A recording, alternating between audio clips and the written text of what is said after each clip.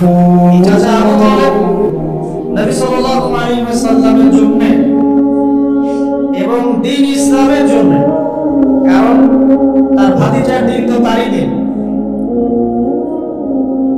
এমন কোন ত্যাগ নাই যা স্বীকার করেন না। চাচা আবু তালেব নবী সাল্লাল্লাহু আলাইহি ওয়াসাল্লামকে যে সাপোর্টটা দিয়েছেন, এই সাপোর্টটা আমরা সবাই মিলে এখনো দিতে পারি নাই। বিশ্বাস করেন? যে সাপোর্টটা নবী সাল্লাল্লাহু আলাইহি ওয়াসাল্লামকে চাচা আবু তালেব দিয়েছেন, এই সাপোর্ট আমরা সবাই মিলেও তাকে দিতে পারি নাই। চাচা আবু তালেব শেষ পর্যন্ত কালিমা পড়েন নাই। সাহাবারা জিজ্ঞাসা করেছিলেন যে ইয়া রাসূলুল্লাহ সাল্লাল্লাহু আলাইহি ওয়াসাল্লাম, আপনাকে এত সাপোর্ট দেওয়ার পরে চাচা আবু তালেবের কি কোনোই উপকার হবে না, লাভ হবে না? নবীজি বলেছেন সাল্লাল্লাহু আলাইহি ওয়াসাল্লাম, আমি না থাকলে আমার চাচাকে জাহান্নামের একদম অতল তলে রাখা হবে। আমার কারণে আল্লাহ রাব্বুল আলামিন তাকে জাহান্নামের উঁচু জায়গায় রাখবেন, জাহান্নামের উঁচু জায়গায় রাখবেন, যেখানে আগুন তার পায়ের গোড়ালি স্পর্শ করবে, এতেই তার মগজ টকটক করে ফুটতে থাকবে। আপনারা কি আমার বাংলা ভাষা বুঝতে পারছেন? এমন কোন সাপোর্ট নাই চাচা দেন নাই। মক্কার প্রায় 13 বছর যখন দাওয়াতে কাজ করছেন নবী সাল্লাল্লাহু আলাইহি ওয়াসাল্লাম, মানুষ গালি দিচ্ছে, কেউ থুতু নিক্ষেপ করছে, কেউ নামাজরত অবস্থায় মাথার উপরে উঠে নাড়িভুড়ি চাপিয়ে দিচ্ছে, কেউ বলছে এই ব্যক্তি জাদুকর, এই ব্যক্তি গণক, এই ব্যক্তি মিথ্যাবাদী, নাউজুবিল্লাহ, এই ব্যক্তি ফারিকুল জামাত বিভক্তকারী, এই ব্যক্তি মাজনুন, পাগল। তাকে আগলে রেখেছেন তার চাচা। মানুষ অর্থনৈতিক বয়কট করছে, চাচা আগলে রেখেছেন। 3 বছর সমাজ থেকে বহিষ্কার করা হয়েছে, গাছের ছাল পাতা খেয়ে থেকেছেন বনু হাশিম, চাচা আগলে রেখেছেন। চাচা ছোটবেলা থেকে তাকে এত মহব্বত করেছেন, তার ছেলেদেরকে নিয়ে যখন খেতে বসতেন, আমাদের নবী সাল্লাল্লাহু আলাইহি ওয়াসাল্লাম একটু লাজুক ছিলেন, তিনি শোরগোল করতেন না, চুপচাপ খেতেন। চাচা আলাদা করে একটা খাবার রেডি করে তাকে আলাদা করে ডেকে খাওয়াতেন, কারণ সবার সামনে হয়তো সে বলতে পারছে না, লজ্জা পাচ্ছে, শাই ফিল করছে, বাবা নাই মানুষের সংসারে, হয় না? এটা আপনারা হয়তো সবাই বুঝবেন না, আমরা বুঝি। যারা বাবা বা মা ছাড়া বড় হয়েছে অন্যের সংসারে, তারা এগুলো বুঝতে পারে। নবী সাল্লাল্লাহু আলাইহি ওয়াসাল্লাম এতিমদের প্রতি এত রহমদিল কেন ছিলেন? কারণ তিনি তো এতিম অবস্থায় বড় হয়েছে, তিনি তার কষ্টটা বুঝতেন। আমরা যদি এখানে যদি এতিম থাকেন, তিনি বুঝবেন এতিমের সাইকোলজি কেমন, তার চাহিদা কেমন, কষ্ট কেমন। তো বারবার বলে আসছি কয়েকদিন থেকেই, আমাদের তো কারো সন্তান মারা যায়নি, আমাদের কারো সন্তানকে তো বোম মেরে বুলেট দিয়ে গুলি করে হত্যা করা হয়নি, আমরা তো সেই লাশ দাফন করি নাই। তাহলে আমরা কিভাবে প্যালেস্টাইনের মাজলুম ভাইদের আত্মনাদ আমাদের কান পর্যন্ত পৌঁছাবে? কি পৌঁছাবে না, পৌঁছালেও কলম পর্যন্ত পৌঁছাবে না। আমার সাথে তো এটা হয় নাই। তো ওই দিকে আমি পরে আসতেছি। চাচা আবু তালেব তাকে এত মহব্বত করেছেন, এত মহব্বত করেছেন, আমি ভাষায় প্রকাশ করতে পারবো। আর আমরা চাচা আবু তালেব সম্পর্কে অনেক সময় আলোচনা করি, কিন্তু তার চাচির কথা ভুলে যায়। তার চাচির নাম ছিল ফাতিমা। নাম ছিল, এই নামে তিনি তার মেয়ের নাম রেখেছেন। এই ফাতিমা তার চাচি নবী সাল্লাল্লাহু আলাইহি ওয়াসাল্লামকে আলাদা করে ডেকে খাওয়াতেন, মহব্বত করতেন। তিনি কিন্তু তার সন্তান না, অন্য কারো সন্তান। একজন মেয়ের পক্ষে অন্যের সন্তান মানুষ করা চারটাকারী কথা। সতীনের সন্তানই সহ্য করতে পারে না, আর অন্য মানুষের সন্তান নিজের মতো করে মানুষ করা একটা মেয়ের পক্ষে এত সহজ না। এই কাজটা চাচি করেছেন। আমি একটা জায়গায় আসতে চাচ্ছি, এত কিছু করার পরেও সমাজের মানুষের অত্যাচার নির্যাতন সব থেকে ভাতিজাকে প্রোটেক্ট করার পরেও শেষমেশ তিনি কালিমা লা ইলাহা ইল্লাল্লাহ সাক্ষ্য দেন নাই। শেষ মুহূর্তে নবী সাল্লাল্লাহু আলাইহি ওয়াসাল্লাম বারবার বলছিলেন, হে চাচা, খালি কালিমা পড়েন, আমি আপনার জন্য আল্লাহর কাছে সুপারিশ করব। বাস বাস। তো তিনি শেষ পর্যন্ত কালিমা পড়েন নাই। দরকার নেই, আলোচনা শুরু হয়ে গেলে ব্রেকআপ করেন। তো শেষে কি হলো, কালিমাটা পড়া হলো না হলো না। বারবার জিজ্ঞাসা করা হচ্ছে, চাচা আপনি কালিমাটা পড়েন, আমি আপনার জন্য আল্লাহর কাছে সুপারিশ করব। শেষমেশ তিনি বলেছেন যে না, আমি আব্দুল মুত্তালিবের ধর্মের উপরে থাকলাম। সারা জীবন সাপোর্ট দেওয়ার পরে কালিমা পড়ে মুসলিম না হওয়ার ফলশ্রুতিতে আল্লাহ নবীজি বলছেন আল্লাহ পাক তাকে জাহান্নামের উঁচু স্থানে রাখবেন। আমরা যারা মুসলমান মুসলিম পরিবারে জন্মগ্রহণ করেছি, আমরা বা আমাদের মধ্যে বেশিরভাগ মানুষ এখনো এই নিয়ামতের শুকরিয়া আদায় করতে পারি নাই যে আল্লাহ পাক আমাদেরকে মুসলমান পরিবারে জন্ম দিয়েছে, কালিমা পড়ার তৌফিক দিয়েছে। আমরা সহজে যা পেয়ে যাই তার কোনো বুঝি না। আল্লাহ পাক যে আমাদেরকে, আল্লাহ পাক কি আমাকে জিজ্ঞাসা করেছিলেন আবু তাআলা তোমাকে মুসলিম বানাবো না মুসলিম বানাবো? আপনাকে কি আল্লাহ পাক জিজ্ঞাসা করেছেন হে আব্দুল্লাহ, আব্দুর রহমান, তোমাকে মুসলিম বানাবো না মুসলিম বানাবো? তুমি কি চাও? আল্লাহ পাক আমাদেরকে জিজ্ঞাসা করেন নাই। নিজ অনুগ্রহে আল্লাহ পাক আমাদেরকে মুসলিম পরিবারে জন্ম দিয়েছে। সেই মুসলিম পরিবারের মানুষ এখন কালিমা লা ইলাহা ইল্লাল্লাহ সঠিক মর্ম জানে না, তাওহীদও জানে না, শিরকও চিনে না, ঈমানের রকমগুলো বুঝে না, ঈমানের মূলনীতিও বোঝে না, ঈমান ভঙ্গের কারণও বোঝে না, কোন কোন ক্ষেত্রে ওযু গোসলের মাসলা মাসাইলও জানে না। নামাজ পড়ার ফরজ ওয়াজিব সুন্নাত মুস্তাহাব বোঝে না, নামাজ পড়েও না। মাশাআল্লাহ, জুমার দিনে নামাজ পড়তে আসে অনেকেই, ঈদের দিনে প্রথম দেখা যায়, আর জানাজার নামাজে প্রথম দেখা যায়। আর দেখা যায় যারা এরকম নামাজ কালাম পড়ে না, তাদের জানাজা আবার ৩-৪ বার হয়। নামাজগুলো মানে বাকি শোধ করে পড়ে। রোজা রাখে না, যাকাত তো মাশাআল্লাহ প্রায় উঠে গেছে বললেই চলে সমাজ থেকে। বাংলাদেশের ধনিক শ্রেণীরা যদি যাকাত দিত, 10টা পদ্মা সেতু বানানো যায়। বিশ্বাস করতেছেন না? ধনীরা যদি সত্যি সত্যি যাকাত দিত, যাকাতের টাকা পদ্মা সেতুতে দেওয়া যাবে কিনা সেটাও একটা মাসালা। আমি একটা এক্সাম্পল দিলাম আর কি। যাকাতের টাকা তো এটা করা যাবে কিনা এটা একটা মাসালা, তাই না? যাকাতের খাত তো 8টা। إنما الصدقات للفقراء والمساكين والعاملين عليها والمؤلفة قلوبهم وفي الرقاب وفي سبيل الله এরকম একটা খাত আছে। আমি একটা এক্সাম্পল দিলাম, যদি বাংলার মানুষ ধনিক শ্রেণী ঠিকঠাক যাকাত দিত, বিশ্বাস করেন সমাজে আপনি দরিদ্র মানুষ খুঁজে পেতেন। যাকাত ভিত্তিক অর্থনীতি চালু আপনি করতে পারবেন না, রাষ্ট্রীয়ভাবে পারবেন না। তবে কেন পারবেন না? কারণ প্রত্যেকটা রাষ্ট্রের উপর জাতিসংঘের নিয়ন্ত্রণ আছে। আমি নাই খোলামেলা কথা বলার মানুষ, যদি কারো পছন্দ না হয়, কিছু করার নাই, আমাকে বলতে হবে। আপনি আমার সাথে একমত হন বা না হন, অ্যাটলিস্ট শুনেন, পরে সত্য মিথ্যা আপনি যাচাই করে মানা না মানা আপনার বিষয়। আমি জাস্ট বলতেছি, আমি তো আপনার মস্ত দখল করতে পারবো না, আমরা তো খুবই দুর্বল। কোন রাষ্ট্রের পক্ষে ইসলামিক আহকাম, হুকুম আহকাম, শরিয়া, ল এগুলো বাস্তবায়ন করা সম্ভব না যতক্ষণ সে জাতিসংঘের আন্ডারে আছে। সোজা কথা, তালেবান পারলো কেন? ওর আন্ডারে নাই, ও কারো সাথে চলে না। সুবহানাল্লাহ, আমি অনলাইনে মাঝে মাঝে দেখি কিছু কিছু শায়েখ আছে, বলছে যে তোমরা ওদেরকে জামাই মনে করো, এই করো, তোমাদের আকীদা ঠিক নাই। তালেবানদেরকে যে পজিটিভ ভাবে দেখে সেও নাকি মুনাফিক, বুঝলেন?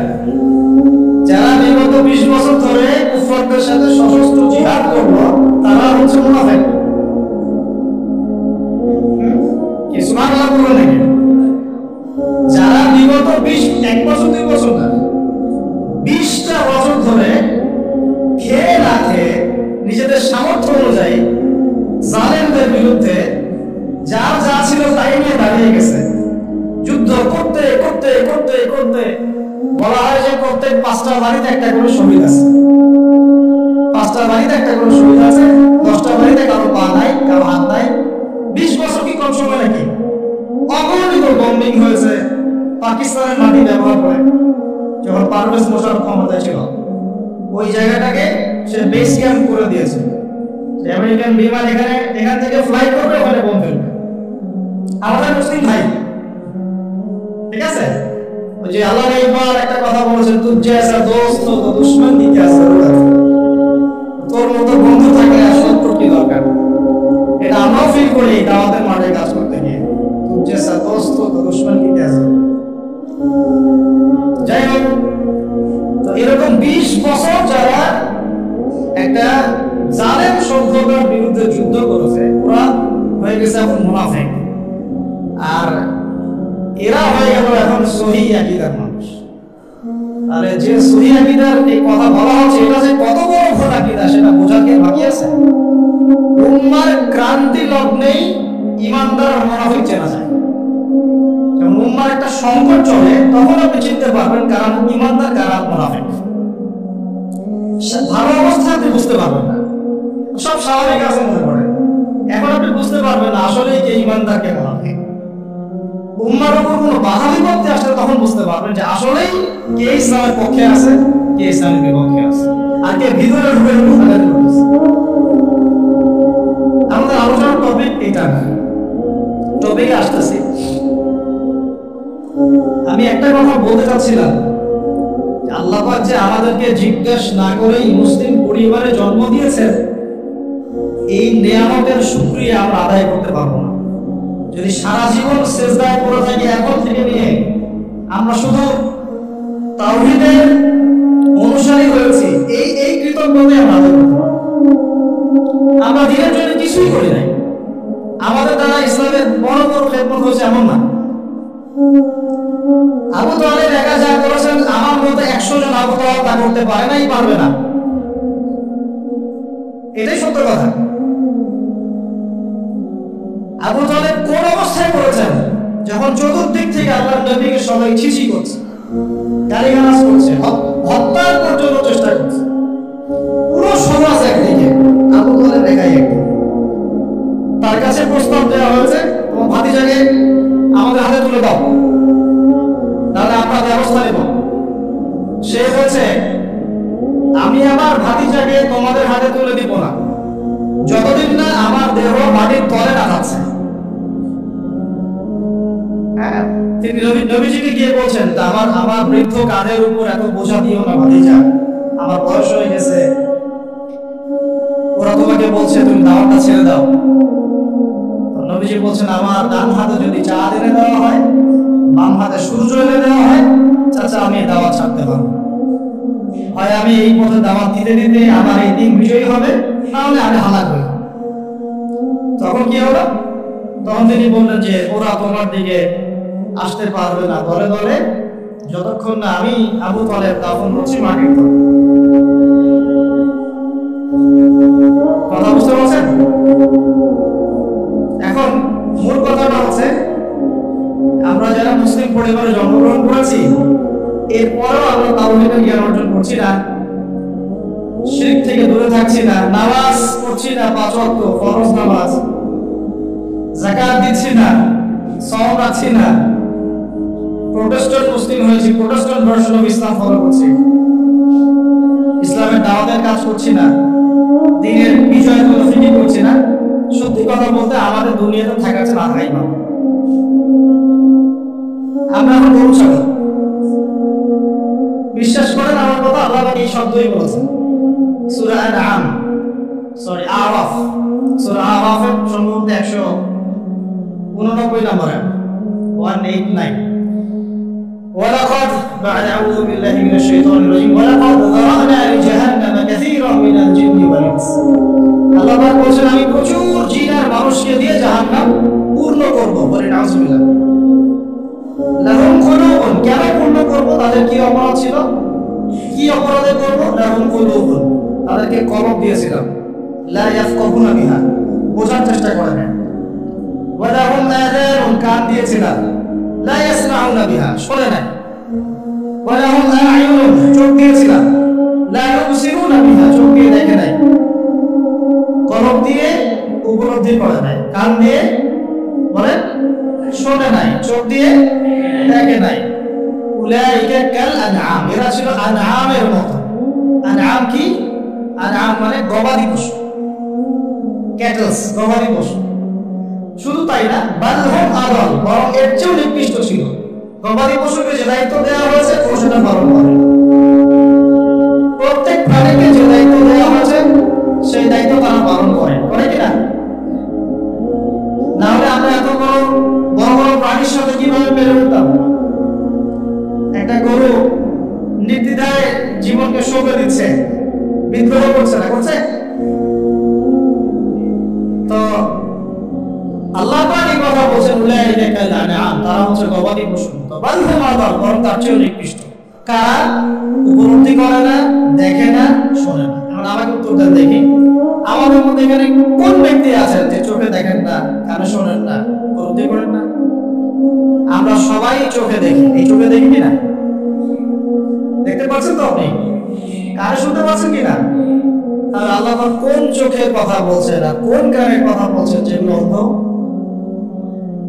বলেন নিঃসন্দেহে অন্য একটা চোখ আছে আরেকটা কান আছে আরেকটা চোখ আছে কান আছে না কোথায় কলবে তাহলে আবু জেহেল আল্লাহর নবীকে চিনতে পারছে না আবু বকর রাদিয়াল্লাহু আনহু চিনতে পারছেন তাহলে দুইজনের তো বাইরের চোখ একই কোন চোখ তাহলে অন্ধ আবু জেহেলের যে কারণে আবু জেহেল আল্লাহর নবীকে চিনতে পারল বলেন এখন বলে মুসলমান পরিবারে জন্ম নেওয়ার পরে আমরা যারা নামাজ পড়ি না যাকাত দেই না রোজা রাখি না সামর্থ্য হচ্ছে হজ করি না জুমার দিনে আসি ঈদের দিনে আসি হ্যাঁ সৎ কাজে আদেশ করি না অসৎ কাজে নিষেধ করি না কোরআন তেলাওয়াত করা শিখি না রাসূলের সুন্নাহ মাফিক জীবন করি না আর অর্থনীতি রাজনীতিতে গেলাম না ওটা গেলামই না বাদ ওটা তো অনেক বড় স্কেল তাহলে আমাদের কি চোখ আসলেই আছে কান আসলেই আছে কলব কি আসলেই চিন্তা না সত্যিকার অর্থে আমরা গবাদি পশু হয়ে গেছি আত্মপর্যালোচনা করতে হয় তো আত্মপর্যালোচনা মুরাকাবা মানে হচ্ছে আত্মপর্যালোচনা নিজেদেরকে নিয়ে ভাবতে হবে তো এখন আপনি আমাকে উত্তর দেন যে মুসলমান নামাজ পড়ে না রোজা রাখে না দাওয়াতের কোনো মেহনত নাই দিন প্রতিষ্ঠার সংগ্রাম নাই কোরআন তেলাওয়াত করতে জানে না আল্লাহর পথে সদকা করে না তাওহীদের জ্ঞান নাই শিরকের জ্ঞান নাই সুন্নতের জ্ঞান নাই বেদাতের জ্ঞান নাই ঈমান ভঙ্গের কারণ জানে না ওযু করার মাসালাও জানে না এই মুসলমান সারা বিশ্বে মার খাবে না তো কারা খাবে আমাকে বলেন উত্তরটা আমার জানা নাই আমি এগুলো বুঝি না বুঝতে আসছি আমি অনেক কিছুই বুঝি না আমার বুঝের সাথে অনেক কিছুই মিলে না আমার বুঝ এইটা যে মার খাবো না তো খাবে কারা এটা আমার বুঝ এখনো যে আমরা বসে আছি এখানে খাই নাই সেটাই তো আল্লাহ পাকের রহমত অনেক আগেই তো আমার গজব আসা উচিত ছিল নামাজ আগে ছেড়ে দিছো তুমি যাকাত দাও না রোজা রাখো না রাসূলের সুন্নাতের কোনো খবরই নাই প্রতিদিন ক্লিন শেভ করতেছো তুমি আল্লাহ রাসূলের সুন্নাতকে জমাই করতেছো প্রতিদিন করতেছো কোন দেখতেছো বাইকে করে মেয়ে নিয়ে ঘুরতেছো ইউনিভার্সিটিতে গোল হয়ে বসে আসো মেয়েদের সাথে আঙ্কি মারতেছো সরি ফর মাই ল্যাঙ্গুয়েজ এমনি আমাদের হচ্ছে এমনি মেয়েরা জেনা করতেছে বহু ছেলে পেলে এখন বিয়ে তো কঠিন এই জন্য এই পথটা বেছে নেয় এই পথটা সহজ 5 দিন 7 দিন একটা মেয়েকে নিয়ে ঘুরলে দেখা যায় যে ওই বিছানায় চলে যাওয়া যায় এখন তো এই যুগ চলতেছে প্রত্যেক করে কিন্তু তাদের সংখ্যা নিতান্তই কম আর তাদের মধ্যে আবার বিভক্তি আছে বিভক্তি আছে, অনৈক্য আছে, আপোষে হিংসা বিদ্বেষ পরস্পরঘাতক আছে। তারা আবার ইউনাইটেড না। তো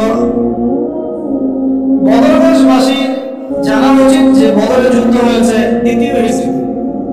বদরের দ্বিতীয় হিজরিতে আল্লাহ নবী সাল্লাল্লাহু আলাইহি ওয়াসাল্লাম এই চাচার সংসারে মানুষ হয়েছে প্রায় 53 বছর পর্যন্ত। এই চাচা থেকে বিয়ে দিয়েছেন 25 বছর বয়সে।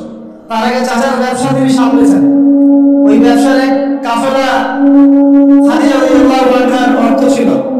এই ব্যবসা দিয়ে তাকে টেস্ট করলেন, দেখলেন আমানতদার, সুদর্শন, মাশাআল্লাহ উন্নত চরিত্রের মানুষ, উন্নত রুচিবোধের মানুষ, আল্লাহ আমি বিশ্বস্ত।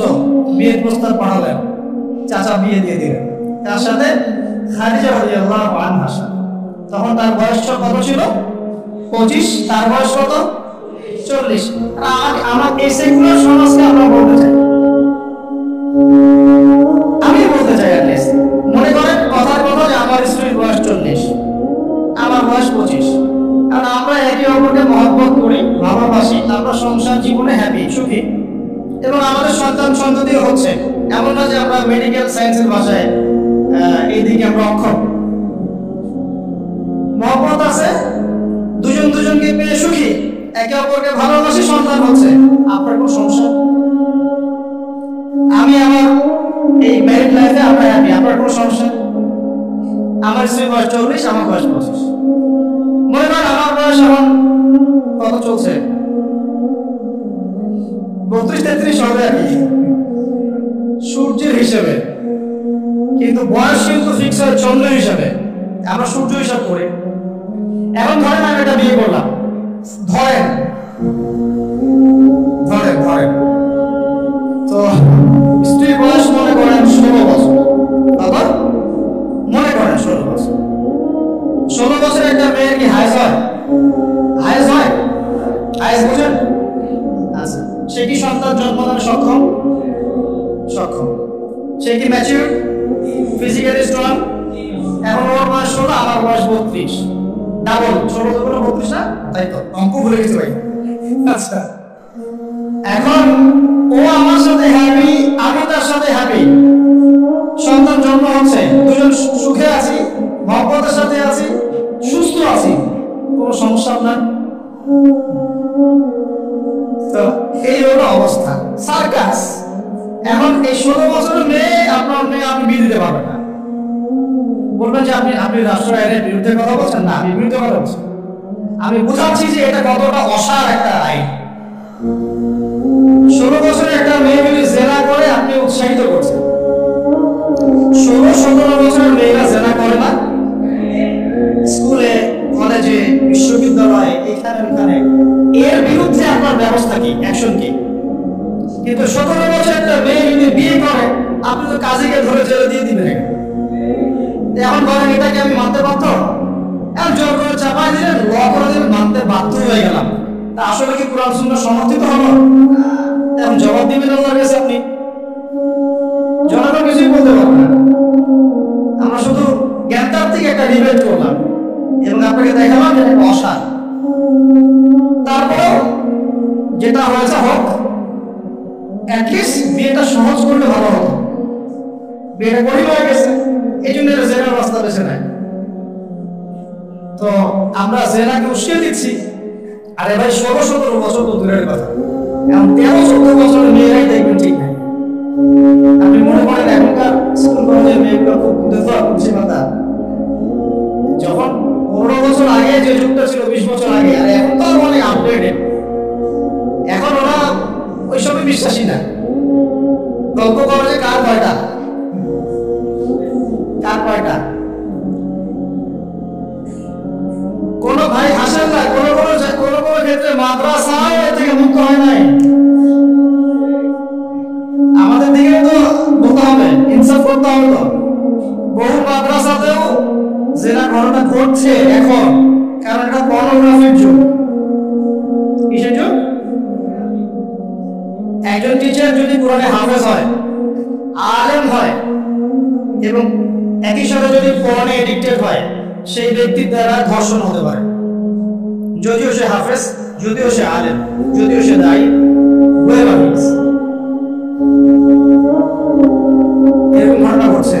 কোন কোন ক্ষেত্রে ছেলে ছেলের সাথে জেনা পর্যন্ত হচ্ছে। ভাই আমি কি বাড়ায় বাড়ায় কথা বললাম? যেই করুক এটা পাপ। শাস্তি বাবা কি? ধর্ষণের শাস্তি কি? ইসলামের শাস্তি কি? মৃত্যুদণ্ড।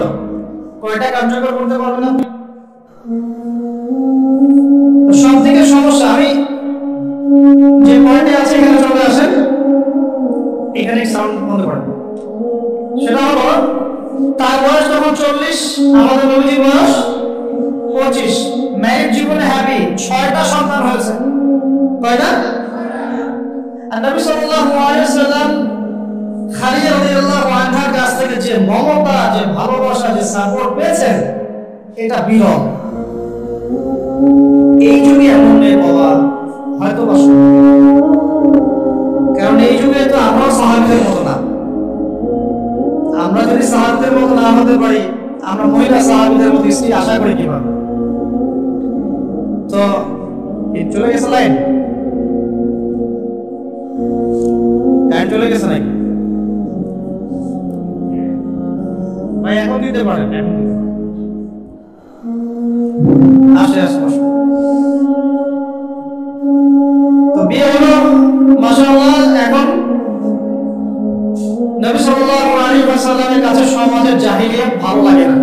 বোঝার চেষ্টা করি কি জাহিলিয়াত ভালো লাগে না। তিনি দেখেন যে মক্কার মানুষ মূর্তি পূজা করে, তিনি দেখেন মক্কার মানুষ সুদ খায়, মক্কার মানুষ জেনা করছে, মাদক খাচ্ছে, হানাহানি মারামারি কাটাকাটিতে আছে। তার এগুলো ভালো লাগে না। তিনি এখান থেকে সরে যান, দূরে দূরে থাকেন, দূরে দূরে থাকেন। হেরা পাহাড় আছে, হেরা গুহা, ওই পর্বতের গুহায় তিনি একা একা নির্জনতা অবলম্বন। কারণ যখন আপনি একটা ভালো রাস্তায় থাকবেন, সমাজের অন্যান্য খারাপ বিষয়গুলো আপনার পছন্দ হবে, নিজে থেকে ভালো লাগবে না। এই যে আপনি আমি যতটুকু ইমানদার, পাশে কনসার্টের গান কানে আসলে আপনার খারাপ লাগে না? লাগে? তখন বুঝতে পারেন না? চোখের মধ্যে খারাপ কিছু পড়ে গেলে আপনার খারাপ লাগে, মনে হয় এখান থেকে চলে যেতে পারলেই বাঁচি। আপনি বাসে যাচ্ছেন, দেখলেন যে ড্রাইভার গান ছেড়ে দিল, দিদি তেরা দেবার দিওয়ানা, আর বাসে কেন জানি এসব গাড়ি বাজে। আমরাই নাকি ভাষার জন্য আবার যুদ্ধ করেছি, লজ্জা আমাদের। আমরাই নাকি ভাষার জন্য রক্ত দিয়েছি, কিন্তু আমাদের সব কেন হিন্দি সংস্কৃতি। হ্যাঁ, কত বড় ভণ্ডামি আমাদের মধ্যে আছে দেখেন। ভাষার জন্য আমরা লড়াই করেছি, জীবন দিয়েছি, গর্বে, অবশ্যই আমাদের জন্য গর্বে। কিন্তু আমাদের ঘরে ঘরে এখন হিন্দি কেন? ঘরে ঘরে হিন্দি কেন? তাহলে আমরা কি এটা কি দিবস পালন করার বিষয়, না আদর্শ ধারণ করার বিষয়? কোর্ট কাছারি অফিস আদালত সবকিছুর ভাষা হচ্ছে ইংরেজি, ওখানে বাংলা চলে না কেন? আমরা কি ইংরেজির জন্য যুদ্ধ করেছি? এই উপমহাদেশ 200 বছর শাসন করেছে ব্রিটিশরা, ওরা চলে গেছে, 200 বছর পিটিয়েছিল খুব আমাদেরকে। তারপর আমাদের বাংলাদেশরা যুদ্ধ করে ওদেরকে এখান থেকে তাড়িয়ে দিয়েছে।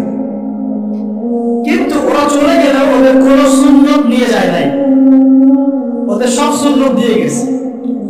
কোর্ট কাছারির সুন্নত দিয়ে গেছে, অর্থনৈতিক ব্যাংকিং সুন্নত দিয়ে গেছে, রাজনৈতিক সুন্নত দিয়ে গেছে, এমনকি পোশাক আশাকের সুন্নতও দিয়ে গেছে, এমনকি বাথরুমের টয়লেট ওইটাও দিয়ে গেছে।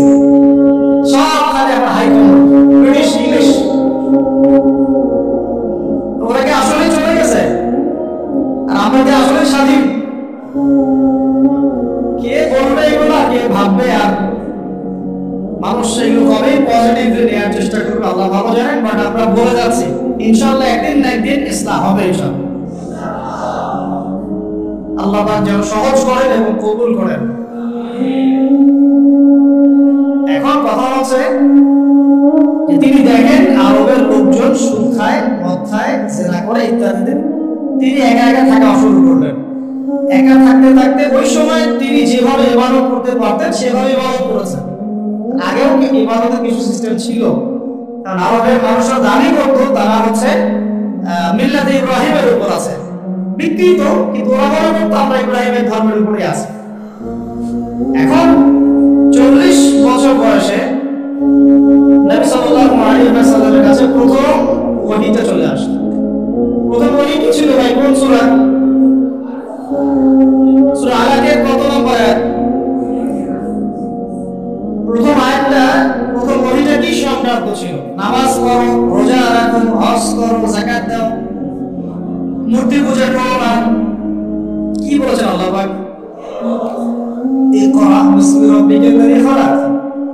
হে নবী, কথাটা বুঝুন। হে নবী মুহাম্মদ সাল্লাল্লাহু আলাইহি ওয়াসাল্লাম, আপনি যেগুলো দেখে ব্যথিত, যে সমাজটার এই যে জাহেলিয়াত আপনি দূর করতে চান, যাদেরকে নিয়ে আপনি চিন্তাগ্রস্ত, আপনি আপনার কাছে ভালো লাগে না এই জাহেলিয়াতগুলো, এগুলোকে দূর করতে হলে আগে পড়াশোনা করতে হবে, জ্ঞান লাগবে। আগে কি লাগবে? ওই জায়গায় মুসলমানরা পিছিয়ে পড়ার কারণে আজকে এই অবস্থা হচ্ছে। দুজনে বুঝে আসছে, দুজন ঠিক বলছে। ওই ইকরা বিসমি রাব্বিকাল্লাযী খালাক, এই পড়াশোনা থেকে আমরা পিছিয়ে পড়ছি বলেই আমাদের আজকে অবস্থা হচ্ছে। বলছেন কেন বলবেন যে আমরা তো পড়াশোনা করছি, সাক্ষরতার হার তো আমাদের 80, 67, 77 এরকম আর কি। তো সত্যি কি করছি? কি করছি?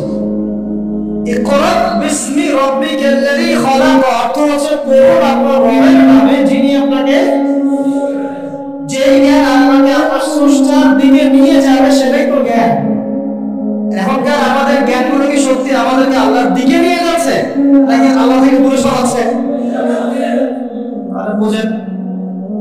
এখন আপনি যদি বলেন যে তাহলে কি আপনি শুধু মাদ্রাসা শিক্ষাকেই সমর্থন করছেন, জেনারেল শিক্ষা সমর্থন করছেন না? এখন না, আমি নিজেও জেনারেল শিক্ষিত একজন মানুষ। আমরা অনার্স মাস্টার্স করেছি এবং আমরা কখনো সেকেন্ড হয়নি আলহামদুলিল্লাহ, একবার ছাড়া। তো আমরাও জানি ব্যাপারগুলো কি। আমরা জেনারেল শিক্ষার উপকারী শিক্ষাগুলোকে সব সমর্থন করি, কিন্তু কোরআন এবং সুন্নাহ ইসলামের মূল শিক্ষাটাকে বাদ দিয়ে এই জেনারেল শিক্ষা আমার কোনো উপকার করবে না। আবার একই সাথে কোরআন এবং হাদিস এই দুটাকে দক্ষ হয়েও যদি আমরা বর্তমান বিশ্বের উপকারী জ্ঞানগুলো অর্জন করতে ব্যর্থ হই, তখন কোরআন সুন্নাহকে হাতে নিয়েও এই বিশ্বকে চ্যালেঞ্জ করতে পারবো। আমাদের দরকার কি? সমন্বয়। এই সমন্বয় হওয়া উচিত ছিল আজকে থেকে 50 বছর আগে। এখন আমাদেরকে এগুলো নিয়ে কথা বলতে হচ্ছে, এটাই দুঃখজনক। যেখানে শিক্ষা প্রতিষ্ঠান আছে, রাষ্ট্রীয় নিয়ন্ত্রণাধীন প্রতিষ্ঠানে হয়তো আপনি ইন্টারফেয়ার করতে পারবেন না, কিন্তু ব্যক্তিগত উদ্যোগে যত শিক্ষা প্রতিষ্ঠান আছে, এগুলোতে ইসলামিক শিক্ষা এবং জেনারেল শিক্ষা দুটাকে সমন্বয় করার চেষ্টা করে। আল্লাহ পাক তৌফিক দান। দেখবেন আগামী 10 বছরের মধ্যে একটা আলোকিত প্রজন্ম গড়ে উঠবে। আমার ছেলে বাংলা, ইংরেজি, অঙ্ক সব শিখবে, এদিকে হাফেজে কোরআন হবে, আরবি ভাষা শিখবে, আরবি ব্যাকরণ শিখবে, হাদিসের ইবাদত করার যোগ্যতা অর্জন করবে, মুতাআলা করবে। মাশাআল্লাহ, একদিন দেখা যাবে সে কোরআন সুন্নাহর জ্ঞানেও দক্ষ হয়েছে, এদিকে সে ডক্টর হয়েছে, সে ইঞ্জিনিয়ার হয়েছে, পাইলট হয়েছে, সেনাবাহিনীর মেজর কর্নেল হয়েছে। সম্ভব না? অনেক ডক্টর দেখবেন যে 50 বছর বয়স হওয়ার পরে ইসলামের দিকে এসে চর্চা করা শুরু করে, তারপরে দিনের দিকে হেদায়েতের দিনের উপকারে কাজ করছে। অনেক ইঞ্জিনিয়ার সাহেব এই কাজ করছে, অনেক আর্মি অফিসার, র্যাবের, পুলিশের, বিজিবি, তারা দেখবেন যখন রিটায়ার করে বা যখন সিনিয়র হয় তখন গিয়ে চর্চা করা শুরু করে, এবং তখন তারা আমার দিনের জন্য অনেক কিছু করতেও চায়, করে, অনেকে করে না। তারা কি অবস্থিত নাকি? তারা তো আমাদের ভাই, আমাদের ভাই না। শোনেন, যদি বাংলাদেশ রাষ্ট্রীয়ভাবে কখনো জিহাদে যায় কুফারদের বিরুদ্ধে, তাহলে আমরা যাবো না তারা যাবে? যাবে তো তারাই। জি, আপনি যাবেন না, যাবে তো তারাই। আপনার আবার কি প্রশিক্ষণ আছে? যদি বাংলাদেশে কোনো মনে করেন যে 100% ইসলামী জ্ঞানে পরিপূর্ণ করে নেতা আসছে, আমির, রাষ্ট্রীয় আমির, এখন সে চিন্তা করলো যে আমি এই ইহুদিদের বিরুদ্ধে সৈন্য পাঠাবো। ভাবতে পারে কি পারে না? 73 সালে 6টা মুসলিম দেশ সৈন্য পাঠিয়েছিল। মিশর ছিল, জানেন না আপনারা এগুলা ইতিহাস 6 দিনের যুদ্ধ। তো যাই হোক, ধরেন বাংলাদেশ এমন একজন নেতার আন্ডারে আছে, যেই নেতা বলল ঠিক আছে আমিও পাঠাবো, আমার এখান থেকেও 2000 সৈন্য যাবে। তখন কিন্তু ওই 2000 এর মধ্যে আপনি থাকবেন না, থাকবে ওই আর্মি অফিসারই, ওই বিজিবি, ওই র্যাব, ওই পুলিশ, ওই ভাই। তারা আমাদের ভাই না, তাদেরকে মেসেজটা পৌঁছাতে হবে যে আপনারা পরিপূর্ণ ইসলামের সামনে আত্মসমর্পণ করেন, ইনশাআল্লাহ আল্লাহ পাক দুনিয়াতেও সুখী করবেন, পরকালেও সুখী করবেন। আমরা দোয়া করব, দোয়া। আপনারা কখনো একটা রাষ্ট্রের মধ্যে জাতিগত বিভাজনে যাবেন না, জাতিগত বিভাজনটা খুব খারাপ। এতে করে রাষ্ট্রের অভ্যন্তরীণ যে স্থিতিশীলতা নষ্ট হয়ে যায়। আমরা আলহামদুলিল্লাহ ইসলামকে তো ভালোবাসি, মহব্বত করি, পারি না পারি আমাদের মন তো ব্যথিত হয়, হয় না? এটা আল্লাহ পাক দেখছেন, ইনশাআল্লাহ আল্লাহ পাক ওই অনুযায়ী আমাদেরকে প্রতিদান দিবেন। তবে চেষ্টা বাড়াতে হবে। এই চেষ্টা বাড়ানোর কথা বলতে এখানে আসছি। আল্লাহ নবীর মন খারাপ, তখন ওহী এসেছে। ওহী প্রাপ্ত হওয়ার পরে নবী সাল্লাল্লাহু আলাইহি ওয়াসাল্লাম একটু ভীত, একটু সন্তুষ্ট। তখন খাশিতু আলা নাফসি। বাংলাদেশে যত সিরাতের বই আছে না, তার 80% সিরাতের বই আপনি পাবেন। ওই সময় নবী সাল্লাল্লাহু আলাইহি ওয়াসাল্লাম এতটা ভীত সন্তুষ্ট হয়ে গিয়েছিলেন, কয়েকবার তিনি চিন্তা করেছেন যে আমি পাহাড়ের উপর উঠে নিজেকে শেষ করে দেব। এটা কিন্তু বিশাল ইস্যু সৃষ্টি করে ফেলছে বাংলাদেশে। হ্যাঁ, আর রাহিবুল মাকতুম বলেন, আর যে কোনো বড় বড় সিরাতের গ্রন্থ বলেন, এটা যদি লেখা না থাকছে আমি বক্তব্যটাও ছেড়ে দেব। বাসায় গিয়ে দেখে চেক করে, রাইটাররা লিখেছেন, এটা আমাদের কথা না। কয়েকবার তিনি পাহাড়ের উপর উঠে চিন্তা করেছেন যে আমি যা দেখলাম, ফেরেশতা এসেছে আমাকে জড়িয়ে ধরেছে, আমাকে বলছে পড়ুন, আসলে ব্যাপারটা কি, আমি কি সঠিক আছি না ভুল হচ্ছে। মানসিক একটা পেরেশানির মধ্যে তিনি ছিলেন। কয়েকবার নিজেকে শেষ করে দেওয়ার চেষ্টা করছেন। যখনই তিনি উঠেছেন, তখনই জিবরাইল আলাইহিস সালাম সামনে এসেছে। ইয়া মুহাম্মদ, আপনি পাগল নন, আনতা রাসূলুল্লাহ ওয়া আনা জিবরিল। হে মুহাম্মদ, আপনি পাগল নন, আপনি হচ্ছেন আল্লাহর মনোনীত রাসূল, আর আপনি জিবরাইল। আপনি বিচলিত হবেন না। আরো একদিন আবার জিবরাইল আলাইহিস সালাম হাজির। এবার হতে হতে তিনি আশ্বস্ত হলেন যে হ্যাঁ, আসলে যা হচ্ছে সব সঠিক। এটা কি একটা বড় ঘটনা না? এরপরে তিনি বাসায় আছেন, বেশ কয়েকদিন ওহী আসা বন্ধ আছে। আল্লাহ প্রস্তুত করছেন তাকে, কারণ ব্যাক টু ব্যাক ওহী আসতে থাকে, একটা ওয়েট আছে, নেয়ার মতো ক্ষমতাকে তৈরি হতে হয়। দ্বিতীয় ওহীটা আসছে, এটা আমি একটা আলোচনায় টাচ করে সামনে যাব। তিনি কম্বল দিয়ে ঘুমিয়ে আছেন, আল্লাহ পাক ওহী পাঠালেন। যখন ওহী পাঠাচ্ছেন, খাদিজা রাদিয়াল্লাহু আনহা দেখছেন যে নবী সাল্লাল্লাহু আলাইহি ওয়াসাল্লাম একটু অস্বাভাবিক আচরণ করছেন। তিনি বলছেন আপনি শুয়ে পড়েন, রেস্ট নেন। নবীজি বলছেন আমার এখন রেস্ট নেওয়ার সময় নাই। আল্লাহ পাক আমাকে বলেছেন ইয়া আইয়ুহাল মুদাথথির, হে কম্বল আবৃত রাসূল, উঠে দাঁড়ান, ফানজির, মানুষকে সতর্ক করেন। তো কুম ফানজির অর্থ মানে এই না যে বিছানা থেকে উঠে মাটিতে দাঁড়ান, মানে হচ্ছে আপনার কাছে যা আসছে তা সত্য, এটা দ্বীনে হক, আল্লাহর পক্ষ থেকে আসছে। অতএব আপনি এই সত্যের বাণী নিয়ে সমাজের মধ্যে দাওয়াতের কাজে নেমে পড়েন। ফানজির, মানুষকে সতর্ক করেন। রব্বাকা ফাকাব্বির, আপনার রবের তাকবীর পাঠ করেন। ওয়াসিয়াবাকা ফাতাহির, আপনার কাপড় পরিচ্ছন্ন রাখেন। কাপড় মানে শুধু বাইরের পোশাক না, ভিতরের হৃদয়ের পোশাকটাও। ওয়ারুজা ফাহজুর, যত অর্থক বিষয় আছে ছেড়ে দেন।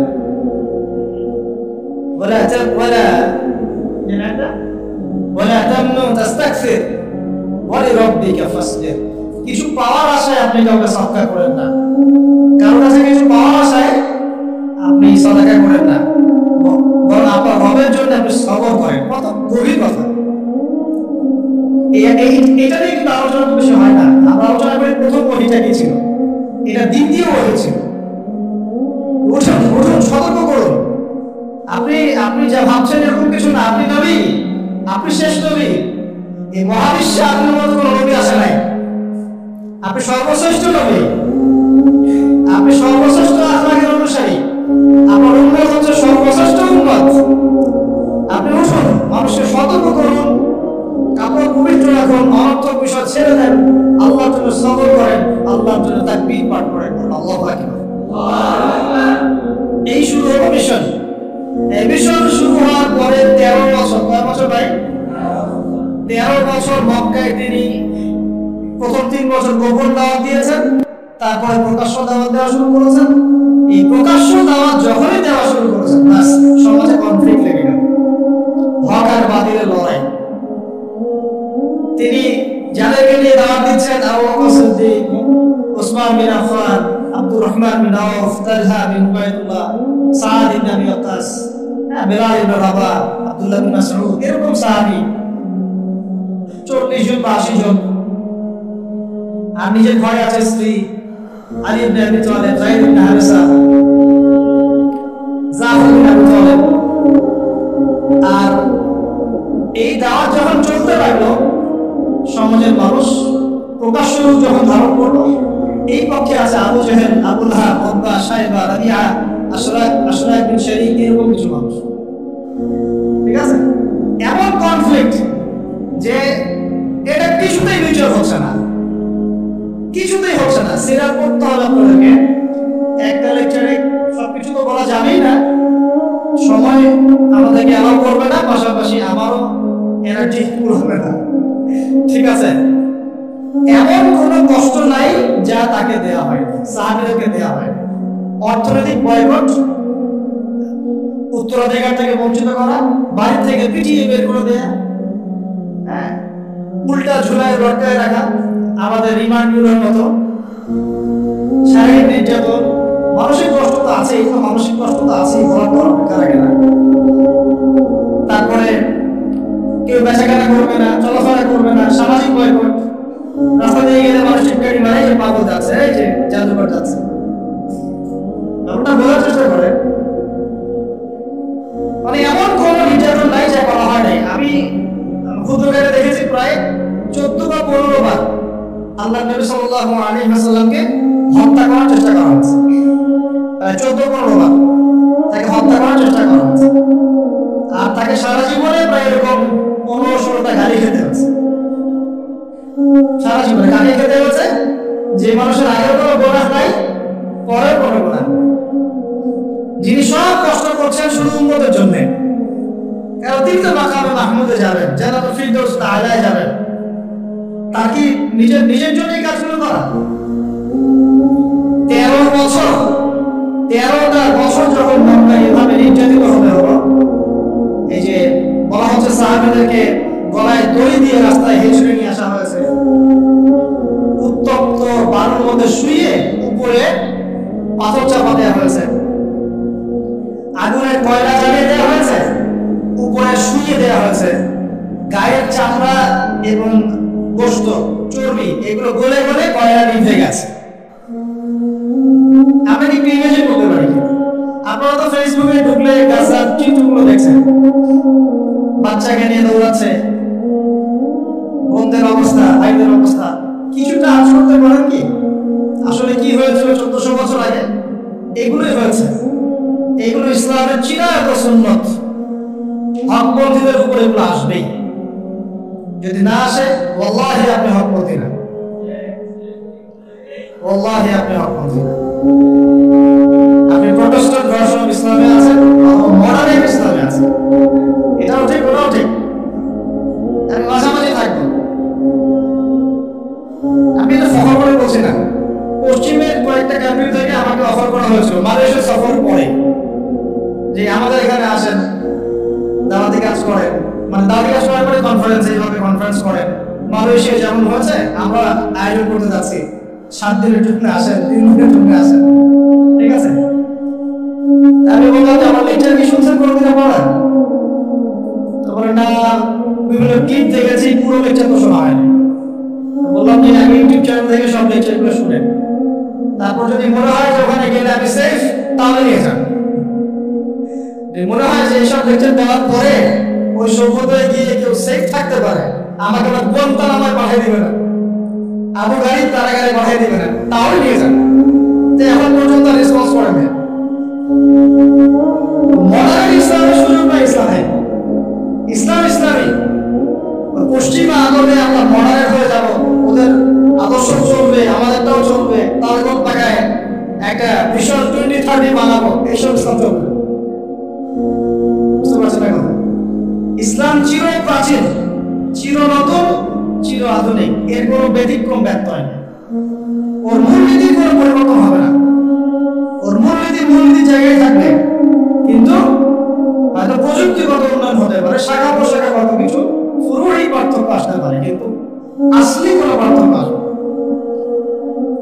তো যে কথাটা বলছি এটা চিরায়ত সুন্নাত, যে নির্যাতনটা মক্কায় হয়েছে, যদি না হয় বুঝে নেবেন যে আপনার বা আমার ইসলামিক চলাফেরার মধ্যে কোনো একটা ল্যাগিংস আছে, বা আমরা Protestant version of Islam follow করছি। এটা হচ্ছে মুযাব্যাবিনা বাইনাহুম, মানে এদিকেও না ওদিকেও না, দুটোর মাঝখানে।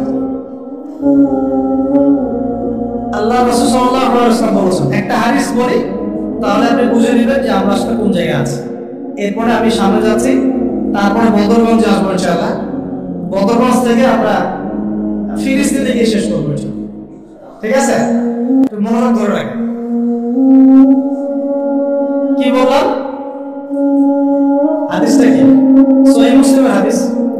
রাসূলুল্লাহ সাল্লাল্লাহু আলাইহি ওয়াসাল্লাম বলেছেন, قال নবী সাল্লাল্লাহু আলাইহি ওয়াসাল্লাম, মান রাআ মিনকুম মুনকারান, তোমাদের মধ্যে যে কেউ যদি কোনো অন্যায় গর্হিত কাজ দেখে, ফালইউগাইয়ির বিয়াদিহি, সে যেন তার হাত দিয়ে এটাকে প্রতিহত করে। মানে এই লেভেলে আমরা কয়জন আছি? 0.0001%। মান রাআ মিনকুম মুনকারান ফালইউগাইয়ির, সে যেন পরিবর্তন করে। এমন না যে সামর্থ্য হলে পরিবর্তন করো, মানে যাদের হাত দিয়ে প্রতিহত করার ক্ষমতা আছে তারা যেন অবশ্যই হাত দিয়ে প্রতিহত। এখানে ধরেন একটা জিনা হচ্ছে, নাউজুবিল্লাহ, বা একটা নোংরামি হচ্ছে, ফাহিশা কোনো কাজ হচ্ছে, এখানে যদি সর্বোচ্চ দায়িত্বশীল তিনিও এখন গিয়ে কিছু বলার অধিকার রাখেন, বলতে গেলে 10 বার চিন্তা করেন যে বললে কি হইতে পারে, তাই না? বিষয়টা বাজারের মধ্যে ধরেন সুদের একটা জুয়া হচ্ছে, জুয়া কেউ কিছু বলতে পারে না। মসজিদ এখানে ধরেন পাশের বাসায় বিয়ের অনুষ্ঠান হচ্ছে, আর বিয়ে বাড়ি তো জেলা দিয়ে শুরু হলো, ধুমধাক্কা গান বাজতেছে, আর ঢাকা শহরে বিশ্বাস করেন না এই অত্যাচারে থাকা যায়। মানে একটা ফ্ল্যাট ধরেন 14 তলা 10 তলা, এই 10 তলার মধ্যে 5 তলার সদস্যের বিয়ে, ছাদটা হায়ার করে নিল, নিয়ে এমন জোরে ধুমধাক্কা মিউজিক শুরু করবে যে পুরো এলাকার প্রত্যেকটা ঘরে ঘরে যেন সাউন্ড হচ্ছে, মানে ওর উপর যেন ওয়াজিব করা হয়েছে সবার কানে গান বাজনা বসে। কিন্তু কিছু করার নাই, আপনি বলতে যান উল্টা আপনার উপর চলা হবে, হুজুর আসছে বেশি বেশি বল, আমরা মুসলমান না, আমরা ইসলাম ফলো করি না, বলতে আসছে। আপনি বাসায় যান, নিজের ঘর ঠিক করেন, বলবেন। হাদিসের এই শব্দের বাক্যের আওতায় আমরা আছি কিনা একটু ভাবেন। যদি এভাবে কেউ প্রতিহত করতে না পারে, দ্বিতীয় সেন্টেন্স হাদিসে, ফালইউগাইয়ির বিলিসানিহি, সে যেন তার জবান দিয়ে প্রতিহত করে। আজকে জবান দিয়েও কি মানুষ প্রতিহত করছে? বরং চোখের সামনে জুলুম দেখছে। আজকে মৃতের সংখ্যা 6857 জন।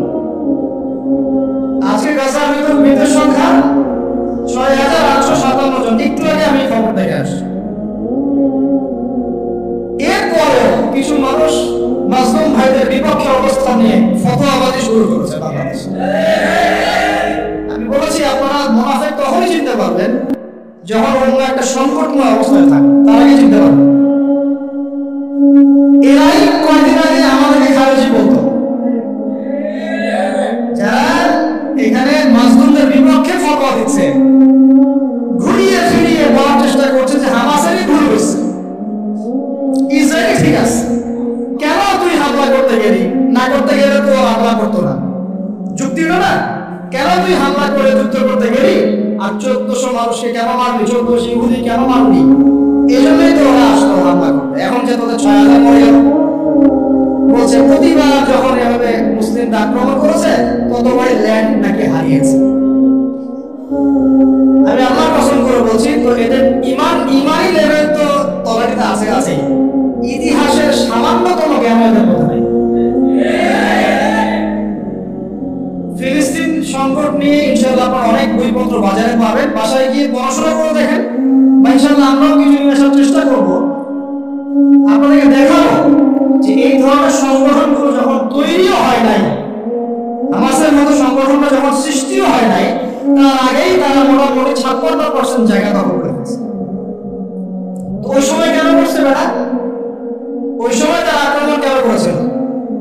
1914 থেকে 18 সাল থেকে শুরু করে এই যে শুরু হলো, প্রথমে ব্রিটেনের হাত ধরে ঢুকেছে, তারপরে নাজদি, ওখানে যে আইএস সাউথের নাজদি ছিল কিছু, এরা তুর্কিদের বিরুদ্ধে বিদ্রোহ করেছিল, তখন ঢুকেছে এই যে সায়নিস্টরা। ঢোকার পর অল্প অল্প করে প্রথমে 3%, 2%, 6% করতে করতে করতে করতে এই 48 সাল পর্যন্ত আসতে আসতেই 50 থেকে 56% জায়গা দখল। ওই সময় কি হামাস ছিল? ওই সময় কি ইন্তেফাদা হয়েছে? ওই সময় কি দফায় দফায় এরকম মিসাইল ছোড়া হয়েছে? যেখানে ইহুদি খ্রিস্টানদের সাংবাদিকরা ওরা পর্যন্ত পশ্চিমা মিডিয়াতে এগুলো নিয়ে কথা বলছে যে এটা মানবতা বিরোধী অপরাধ হচ্ছে, মানুষকে নির্মমভাবে হত্যা করা হচ্ছে, হাসপাতালে বোম মারা হচ্ছে, বাচ্চাদেরকে হত্যা করা হচ্ছে, ওই সময় মুসলমান নামধারী কিছু সাহেব দেখি এদের বিরুদ্ধে কথা বলছে, মুজাহিদ ভাইদের বিরুদ্ধে কথা বলছে। তাহলে ওই যে বললাম তো যে আসা দোস্ত তো দুশ্মন কি কে আসা, তো এই ব্যক্তির কাছে আমার আকীদা শিখতে হবে। আকীদা শেখার কেউ নাই বাংলার বাড়িতে, এই পুরো উপমহাদেশে আকীদার দাস দেওয়ার কেউ নাই। তারা যখন এখানে ছিল না, তাদের চেহারা যখন মানুষ দেখে নাই, তখন মানুষ আকীদা শেখে নাই। ব্রিটিশ আমলে আমাদের বাপ-দাদার আকীদা ঠিক ছিল না। এখন এই মুনাফিকি মানহাজটাকে বলা হচ্ছে সহিহ মানহাজ, আর যারা মুজাহিদ, যারা হকের পক্ষে, তাদেরকে বলা হচ্ছে খারেজি। এদের আকীদা ঠিক না, উদ্বোধন হবে অ্যাক্সিডেন্ট আলেন দিয়ে, জাহান্নামের উদ্বোধন হবে। এই হাদিসটা জানেন না আপনারা? ওলামায়ে কেরাম, আপনারা তো আমার চেয়ে অনেক ভালো জানেন।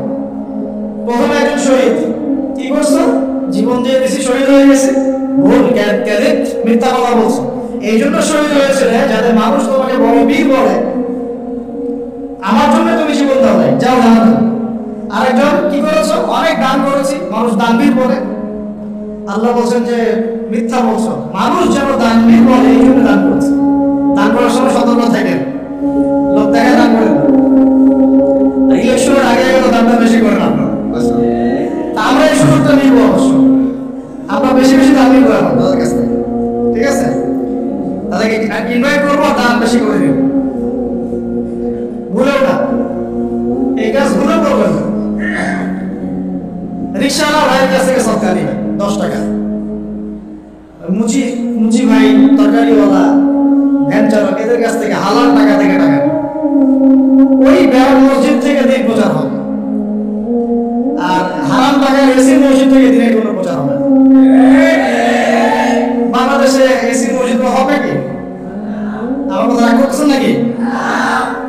বাংলাদেশে এমন অনেক মসজিদ আছে কোটি কোটি টাকার প্রজেক্ট, ঠিক শেষ জামান হাদিসের মতো। নবীজি বলেছেন শেষ জামানে কিছু মসজিদ হবে চাকচিক্যময়, একদম গর্জিয়াস, হেদায়েত উঠে যাবে। পরের লাইন আছে হেদায়েত উঠে যাবে, উঠে নামাজ শেষ মসজিদ বন্ধ। মসজিদে খাদেমদের মাঝে মাঝে অস্থিরতা দেখলে মনে হয় যে বাসায় গিয়ে সুন্নতটা করে এখানে পড়ার দরকার নেই, বিরক্ত হচ্ছে মনে হয়। নামাজ শেষ হওয়ার পর তাড়াতাড়ি এসি বন্ধ করতেছে, লাইট অফ করতেছে, ফ্যান অফ করতেছে, তাই তাড়াতাড়ি যান, বিল উঠতেছে। আল্লাহ আমাদেরকে বোঝার তৌফিক দান করুন। তো উম্মার ক্রান্তি লগ্নে আপনি এগুলো চিনতে পারবেন, তাছাড়া পারবেন না। আল্লাহ নবী বলছেন যদি তোমরা হাত দিয়ে প্রতিহত করতে না পারো, যেটা সামর্থ্য আপনার নাই, মুখ দিয়ে যেন প্রতিবাদ করো। এখন এই জায়গায় আমাদের ইমান ঠিক আছে না নাই? এইসব ইস্যুতে যাদের লেখার ক্ষমতা আছে তাদের উপর লেখা ওয়াজিব, যাদের বলার ক্ষমতা আছে তাদের উপর বলা ওয়াজিব, সহায়তা পাঠানোর সুযোগ আছে না, এটা পাঠানো তাদের জন্য ওয়াজিব। যাদের রাষ্ট্রীয়ভাবে কিছু করার ক্ষমতা আছে ওইটা করা তার উপর ওয়াজিব। আর যার সব কোনো কিছুই করার ক্ষমতা নাই তার উপর দোয়া করা ওয়াজিব। আমাদের কি দোয়া করার ক্ষমতা নাই? আল্লাহ শুনবেন না আমাদের দোয়া? এখন আসেন, ফাইল্লাম ইয়াস্তাতি, যদি তোমরা এতেও সক্ষম না হও, আরে বাবা মুখে কথা বলার সুযোগ নেই, মুখে বললেও সমস্যা, অবস্থা খারাপ, গর্দান থাকবে না। আবু হুরায়রা রাদিয়াল্লাহু আনহু বলেছিলেন একটা কথা, যে আমি এমন অনেক ইলম জানি যেগুলো যদি আমি এখন বলা শুরু করি আমার গর্দান থাকবে না। সে একই কথা আমাদেরকে মাঝে মাঝে ইশারা ইঙ্গিতে বলতে হয়। যতটুকু বলছি এতে বুঝে নেন, এর চেয়ে বেশি বলতে গেলে আমাদের গর্দান নাও থাকতে পারে। আর আমি ইসরায়েলের হিস্ট্রি পড়েছি, ওর পুরো হিস্ট্রি মোটামুটি আমি পড়েছি, আর এই লাস্ট এই পুরো এক মাসে আরো বেশি করে পড়েছি। যারাই তাদের এগেইনস্টে দাঁড়িয়েছে কথা দিয়ে, কলম দিয়ে, বিভিন্ন ভাবে, এরা তাদেরকে গুপ্ত হত্যা করেছে। যে ব্রিটেনের হাত ধরে সে এই ক্ষমতা পেয়েছে 1940-1918 এর দিকে, ওই ব্রিটেন 1933 সালের দিকে ওর বিরুদ্ধে চলে যাচ্ছিল, ফিলিস্তিনের পক্ষে চলে আসছিল, তখন ব্রিটেনের অনেকগুলো নেতাকে মেরে ফেলছে। এই জাতি, এরা কোন জাতি? আপনাকে একটা আমি এক্সাম্পল দিয়ে বুঝাই। এরা হচ্ছে নবীদেরকে হত্যা করা জাতি। কাদেরকে বলেন? আমি কি মিথ্যা বলছি? কোরআনে যদি এটা না থাকতো তাহলে আপনি বলতে চাই মিথ্যা বলছি। এটা আমি বলি নাই, আল্লাহ পাক বলেছেন পবিত্র কোরআনে, তোমরা নবীদেরকে হত্যা করেছো। সুবহানাল্লাহ। আর এরা আমাদের নবী মুহাম্মদ সাল্লাল্লাহু আলাইহি ওয়াসাল্লামকে দুইবার হত্যা করার চেষ্টা করেছে। চাচা আবু তালেব নবী সাল্লাল্লাহু আলাইহি ওয়াসাল্লামের জন্য এবং দ্বীন ইসলামের জন্য, কারণ তার ভাতিজার দিন তো তারই দিন, এমন কোন ত্যাগ নাই যা স্বীকার করেন না। চাচা আবু তালেব নবী সাল্লাল্লাহু আলাইহি ওয়াসাল্লামকে যে সাপোর্টটা দিয়েছেন, এই সাপোর্টটা আমরা সবাই মিলেও এখনো দিতে পারি নাই। বিশ্বাস করেন? যে সাপোর্টটা নবী সাল্লাল্লাহু আলাইহি ওয়াসাল্লামকে চাচা আবু তালেব দিয়েছেন, এই সাপোর্ট আমরা সবাই মিলেও তাকে দিতে পারি না। চাচা আবু তালেব শেষ পর্যন্ত কালিমা পড়েন নাই। সাহাবারা জিজ্ঞাসা করেছিলেন যে ইয়া রাসূলুল্লাহ সাল্লাল্লাহু আলাইহি ওয়াসাল্লাম, আপনাকে এত সাপোর্ট দেওয়ার পরে চাচা আবু তালেবের কি কোনোই উপকার হবে না, লাভ হবে না? নবীজি বলেছেন সাল্লাল্লাহু আলাইহি ওয়াসাল্লাম, আমি না থাকলে আমার চাচাকে জাহান্নামের একদম অতল তলে রাখা হবে। আমার কারণে আল্লাহ রাব্বুল আলামিন তাকে জাহান্নামের উঁচু জায়গায় রাখবেন, জাহান্নামের উঁচু জায়গায় রাখবেন, যেখানে আগুন তার পায়ের গোড়ালি স্পর্শ করবে, এতেই তার মগজ টকবক করে ফুটতে থাকবে। আপনারা কি আমার বাংলা ভাষা বুঝতে পারছেন? এমন কোন সাপোর্ট নাই চাচা দেন নাই। মক্কার প্রায় 13 বছর যখন দাওয়াতে কাজ করছেন নবী সাল্লাল্লাহু আলাইহি ওয়াসাল্লাম, মানুষ গালি দিচ্ছে, কেউ থুতু নিক্ষেপ করছে, কেউ নামাজরত অবস্থায় মাথার উপরে উটের নাড়িভুঁড়ি চাপিয়ে দিচ্ছে, কেউ বলছে এই ব্যক্তি জাদুকর, এই ব্যক্তি গণক, এই ব্যক্তি মিথ্যাবাদী, নাউজুবিল্লাহ, এই ব্যক্তি ফারিকুল জামাত বিভক্তকারী, এই ব্যক্তি মাজনুন, পাগল। তাকে আগলে রেখেছেন তার চাচা। মানুষ অর্থনৈতিক বয়কট করছে, চাচা আগলে রেখেছেন। 3 বছর সমাজ থেকে বহিষ্কার করা হয়েছে, গাছের ছাল পাতা খেয়ে থেকেছেন বনু হাশিম, চাচা আগলে রেখেছেন। চাচা ছোটবেলা থেকে তাকে এত মহব্বত করেছেন, তার ছেলেদেরকে নিয়ে যখন খেতে বসতেন, আমাদের নবী সাল্লাল্লাহু আলাইহি ওয়াসাল্লাম একটু লাজুক ছিলেন, তিনি শোরগোল করতেন না, চুপচাপ খেতেন। চাচা আলাদা করে একটা খাবার রেডি করে তাকে আলাদা করে ডেকে খাওয়াতেন, কারণ সবার সামনে হয়তো সে বলতে পারছে না, লজ্জা পাচ্ছে, শাই ফিল করছে, বাবা নাই মানুষের সংসারে, হয় না? এটা আপনারা হয়তো সবাই বুঝবেন না, আমরা বুঝি।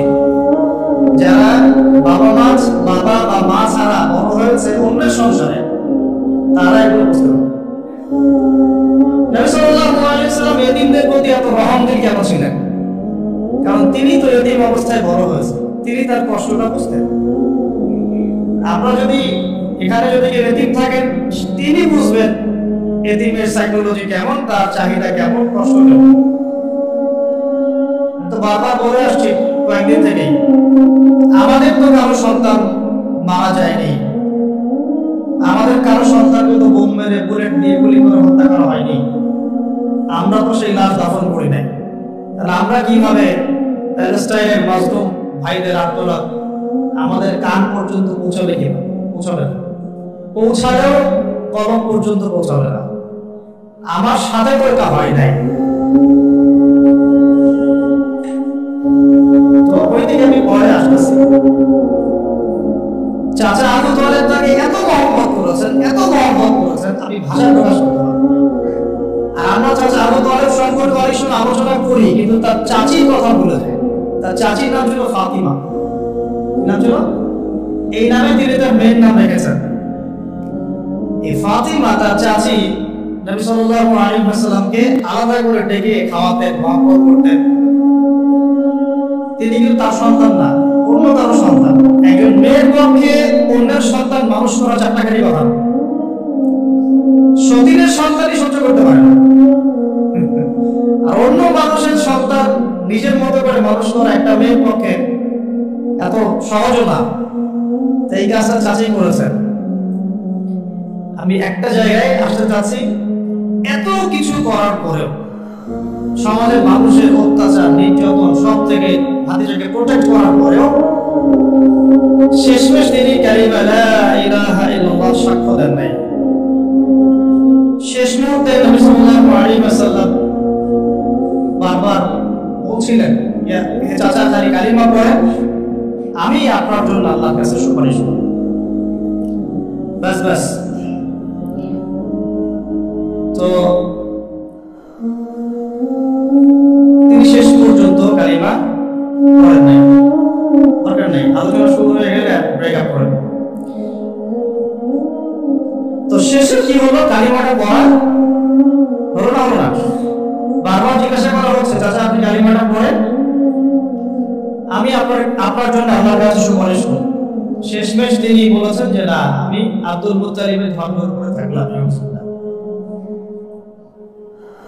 সারা জীবন সাপোর্ট দেওয়ার পরে কালিমা পড়ে মুসলিম না হওয়ার ফলশ্রুতিতে আল্লাহ নবীজি বলছেন আল্লাহ পাক তাকে জাহান্নামের উঁচু স্থানে রাখবেন।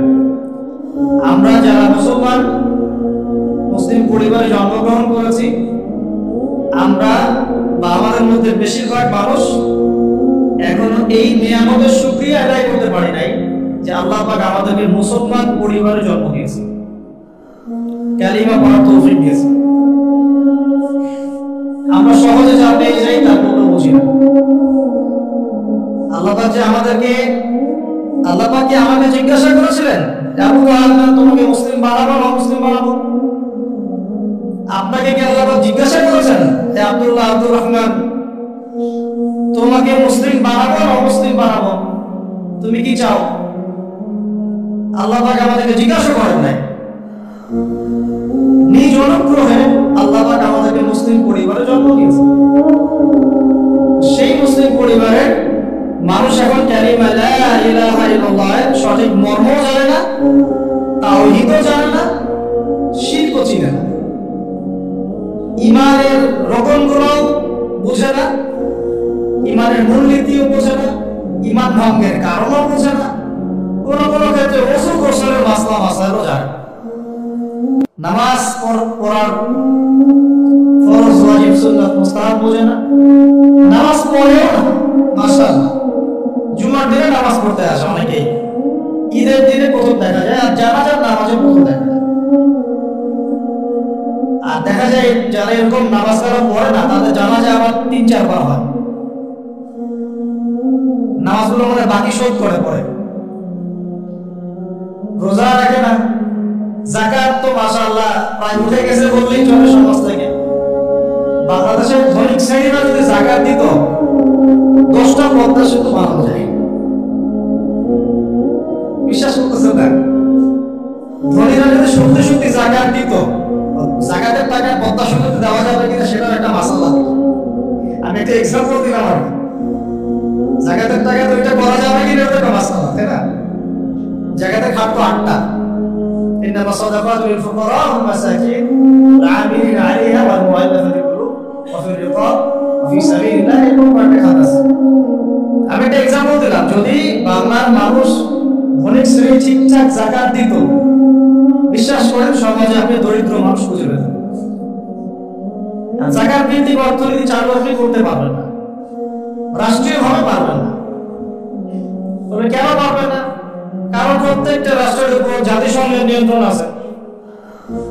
আমি নাই খোলামেলা কথা বলার মানুষ, যদি কারো পছন্দ না হয় কিছু করার নাই, আমাকে বলতে হবে। আপনি আমার সাথে একমত হন বা না হন, অ্যাটলিস্ট শুনেন, পরে সত্য মিথ্যা আপনি যাচাই করেন, মানা না মানা আপনার বিষয়। আমি জাস্ট বলতেছি, আমি তো আপনার মস্তক দখল করতে পারবো না, আমরা তো খুবই দুর্বল।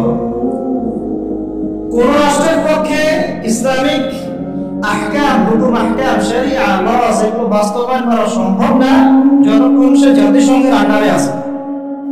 সরে বলো, তালেবান পারলো কেন? ওর আন্ডারে নাই, ও কারো সাথে চলে না।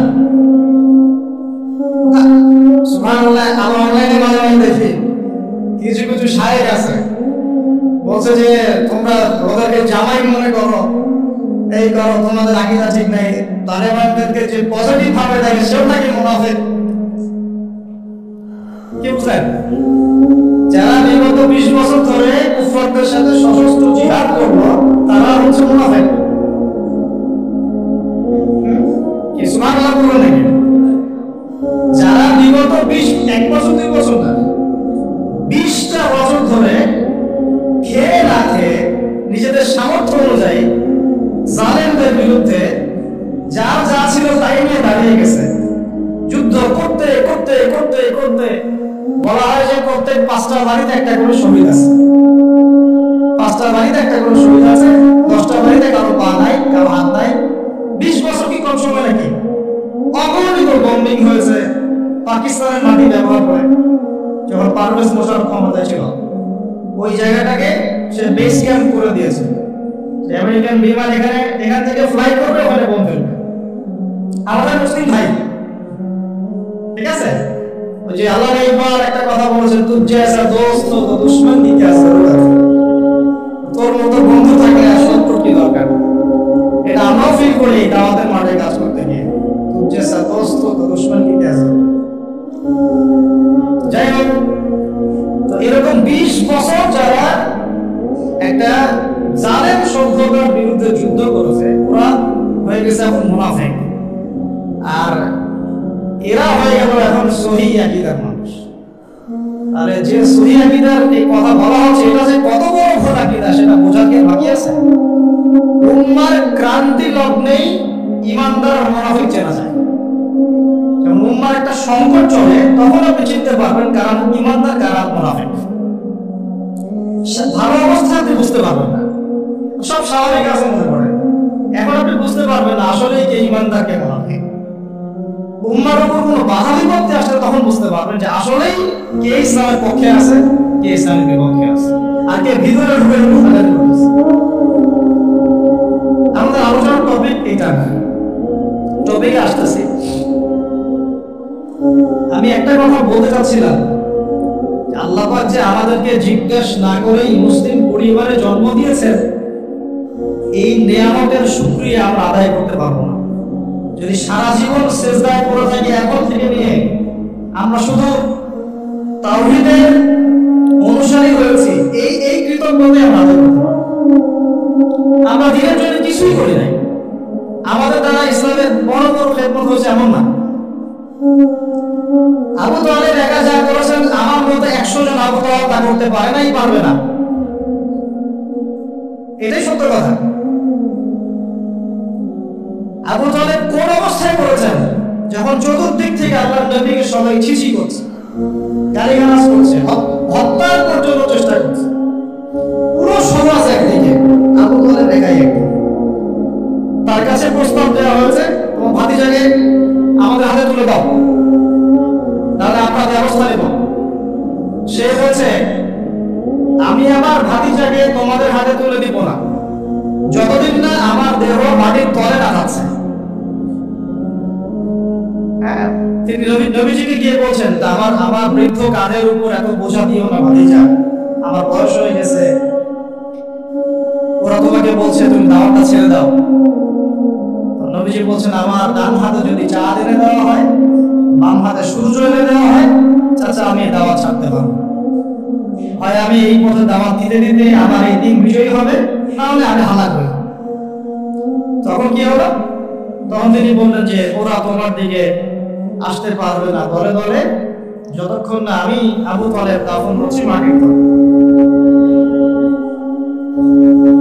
কথা বুঝতে পারছেন? এখন মূল কথাটা হচ্ছে, আমরা যারা মুসলিম পরিবারে জন্মগ্রহণ করেছি, এরপরেও আমরা তাওহীদের জ্ঞান অর্জন করছি না, শিরক থেকে দূরে থাকছি না, নামাজ পড়ছি না, 5 ওয়াক্ত ফরজ নামাজ, যাকাত দিচ্ছি না, সাওম রাখছি না, প্রোটেস্ট্যান্ট মুসলিম হয়েছি, Protestant version of Islam follow করছি, ইসলামের দাওয়াতের কাজ করছি না, দ্বীনের বিষয়গুলো ফিকির করছি না। সত্যি কথা বলতে আমাদের দুনিয়াতে থাকার চেয়ে না থাকাই ভালো। আমরা এখন গরু ছাগল। বিশ্বাস করেন আমার কথা, আল্লাহ এই শব্দই বলেছেন সূরা আনআম, আরাফ, সূরা আরাফের সম্ভবত 189 নম্বরে 189। ولقد بعد أعوذ بالله من الشيطان الرجيم ولقد ذرأنا لجهنم كثيرا من الجن والإنس। আল্লাহ পাক বলেন, আমি প্রচুর জিন আর মানুষকে দিয়ে জাহান্নাম পূর্ণ করব। বলে নাউজুবিল্লাহ। লাহুম কুলুবুন, কেন পূর্ণ করব? তাদের কি অপরাধ ছিল? কি অপরাধে করব? লাহুম কুলুবুন, তাদেরকে কলব দিয়েছিলাম, লা ইয়াফকাহুনা বিহা, বোঝার চেষ্টা করে না। ওয়া লাহুম আযানুন, কান দিয়েছিলাম, লা ইয়াসমাউনা বিহা, শোনে না। ওয়া লাহুম আ'য়ুনুন, চোখ দিয়েছিলাম, লা ইউবসিরুনা বিহা, চোখ দিয়ে দেখে নাই, কলব দিয়ে উপলব্ধি করে নাই, কান দিয়ে বলে শোনে নাই, চোখ দিয়ে দেখে নাই। উলাইকা কাল আনআম, এরা ছিল আনআমের মতো। আনআম কি?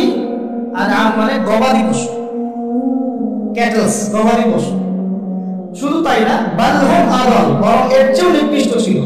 গবাদি পশুকে যে দায়িত্ব দেওয়া হয়েছে ও সেটা পালন করে। প্রত্যেক প্রাণীকে যে দায়িত্ব দেওয়া হয়েছে সেই দায়িত্ব তারা পালন করে, করে কিনা? না হলে আমরা এত বড় বড় প্রাণীর সাথে কিভাবে পেরে উঠতাম? একটা গরু নির্দ্বিধায় জীবনকে সঁপে দিচ্ছে, বিদ্রোহ করছে না, করছে? তো আল্লাহ পাক এই কথা বলছেন, উলাইকা কাল আনআম, তারা হচ্ছে গবাদি পশু, বাল হুম আদাল, বরং তার চেয়েও নিকৃষ্ট। কারা?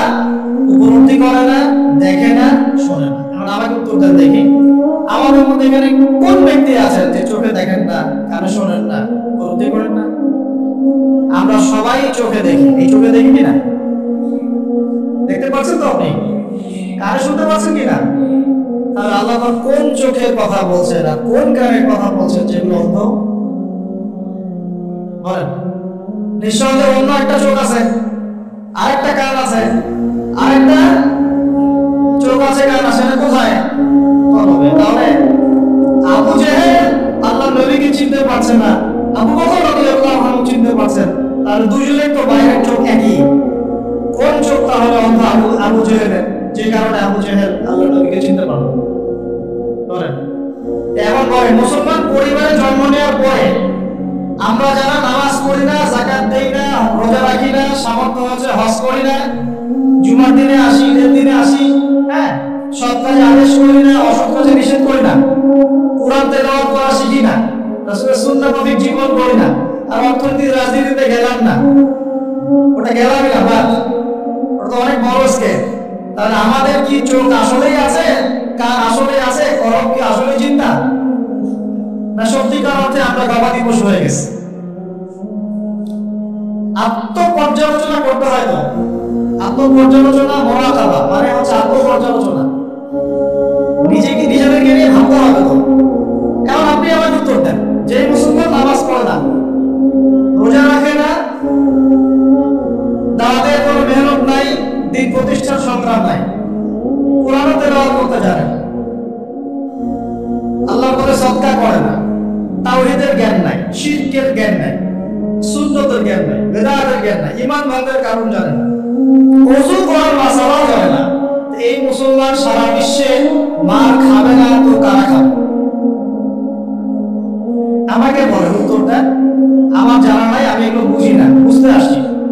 আমি অনেক কিছুই বুঝি না, আমার বুঝের সাথে অনেক কিছুই মিলে না। আমার বুঝ এইটা যে মার খাবো না তো খাবে কারা, এটা আমার বুঝ। এখনো যে আমরা বসে আছি এখানে খাই নাই, সেটাই তো আল্লাহ পাকের রহমত। অনেক আগেই তো আমার গজব আসা উচিত ছিল। নামাজ আগে ছেড়ে দিছো তুমি, যাকাত দাও না, রোজা রাখো না, রাসূলের সুন্নতের কোনো খবরই নাই, প্রতিদিন হিংসেপ করতেছো তুমি, আল্লাহ রাসূলের সুন্নতকে জবাই করতেছো, প্রতিদিন করতেছো, কোন দেখতেছো, বাইকে করে মেয়ে নিয়ে ঘুরতেছো, ইউনিভার্সিটিতে গোল হয়ে বসে আসো, মেয়েদের সাথে টাঙ্কি মারতেছো। Sorry for my language. এমনি এমন হচ্ছে, এমনি মেয়েরা জেনা করতেছে,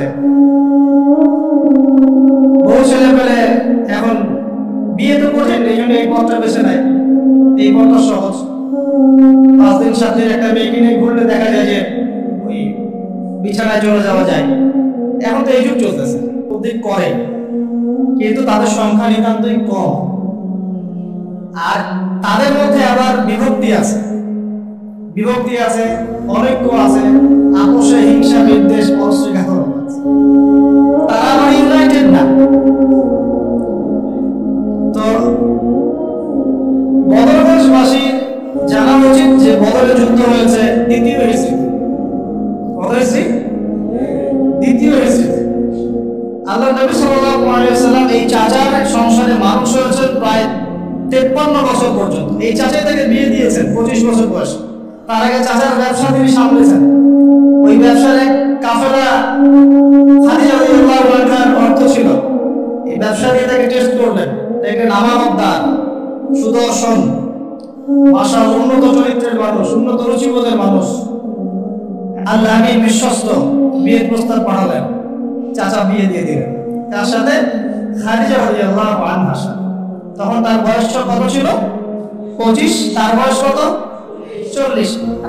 আমার এই সেকুলার সমাজকে আমরা বলতে চাই, আমি বলতে চাই অ্যাটলিস্ট, মনে করেন কথার কথা যে আমার স্ত্রীর বয়স 40, আমার বয়স 25, কারণ আমরা একে অপরকে মহব্বত করি, ভালোবাসি, আমরা সংসার জীবনে হ্যাপি, সুখী, এবং আমাদের সন্তান সন্ততি হচ্ছে। এমন না যে আমরা মেডিকেল সায়েন্সের ভাষায় এইদিকে আমরা অক্ষম।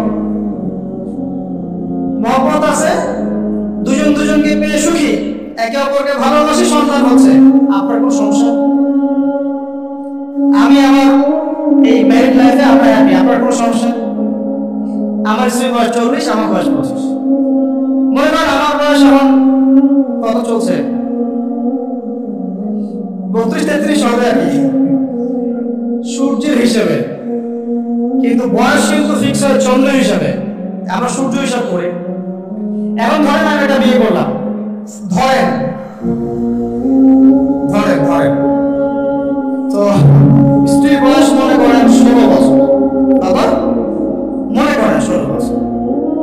16 বছর একটা মেয়ের কি হাইজ হয়? হাইজ বুঝেন? আচ্ছা, সে কি সন্তান জন্মদানে সক্ষম?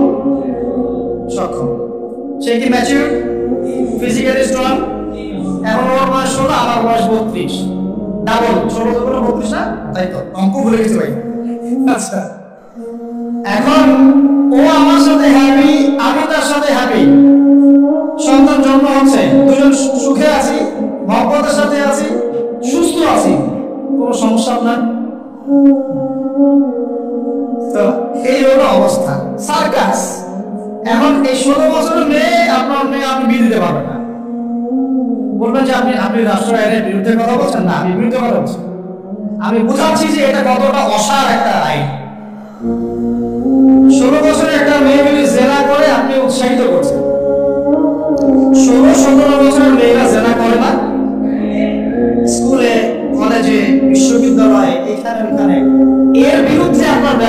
অ্যাকশন কি।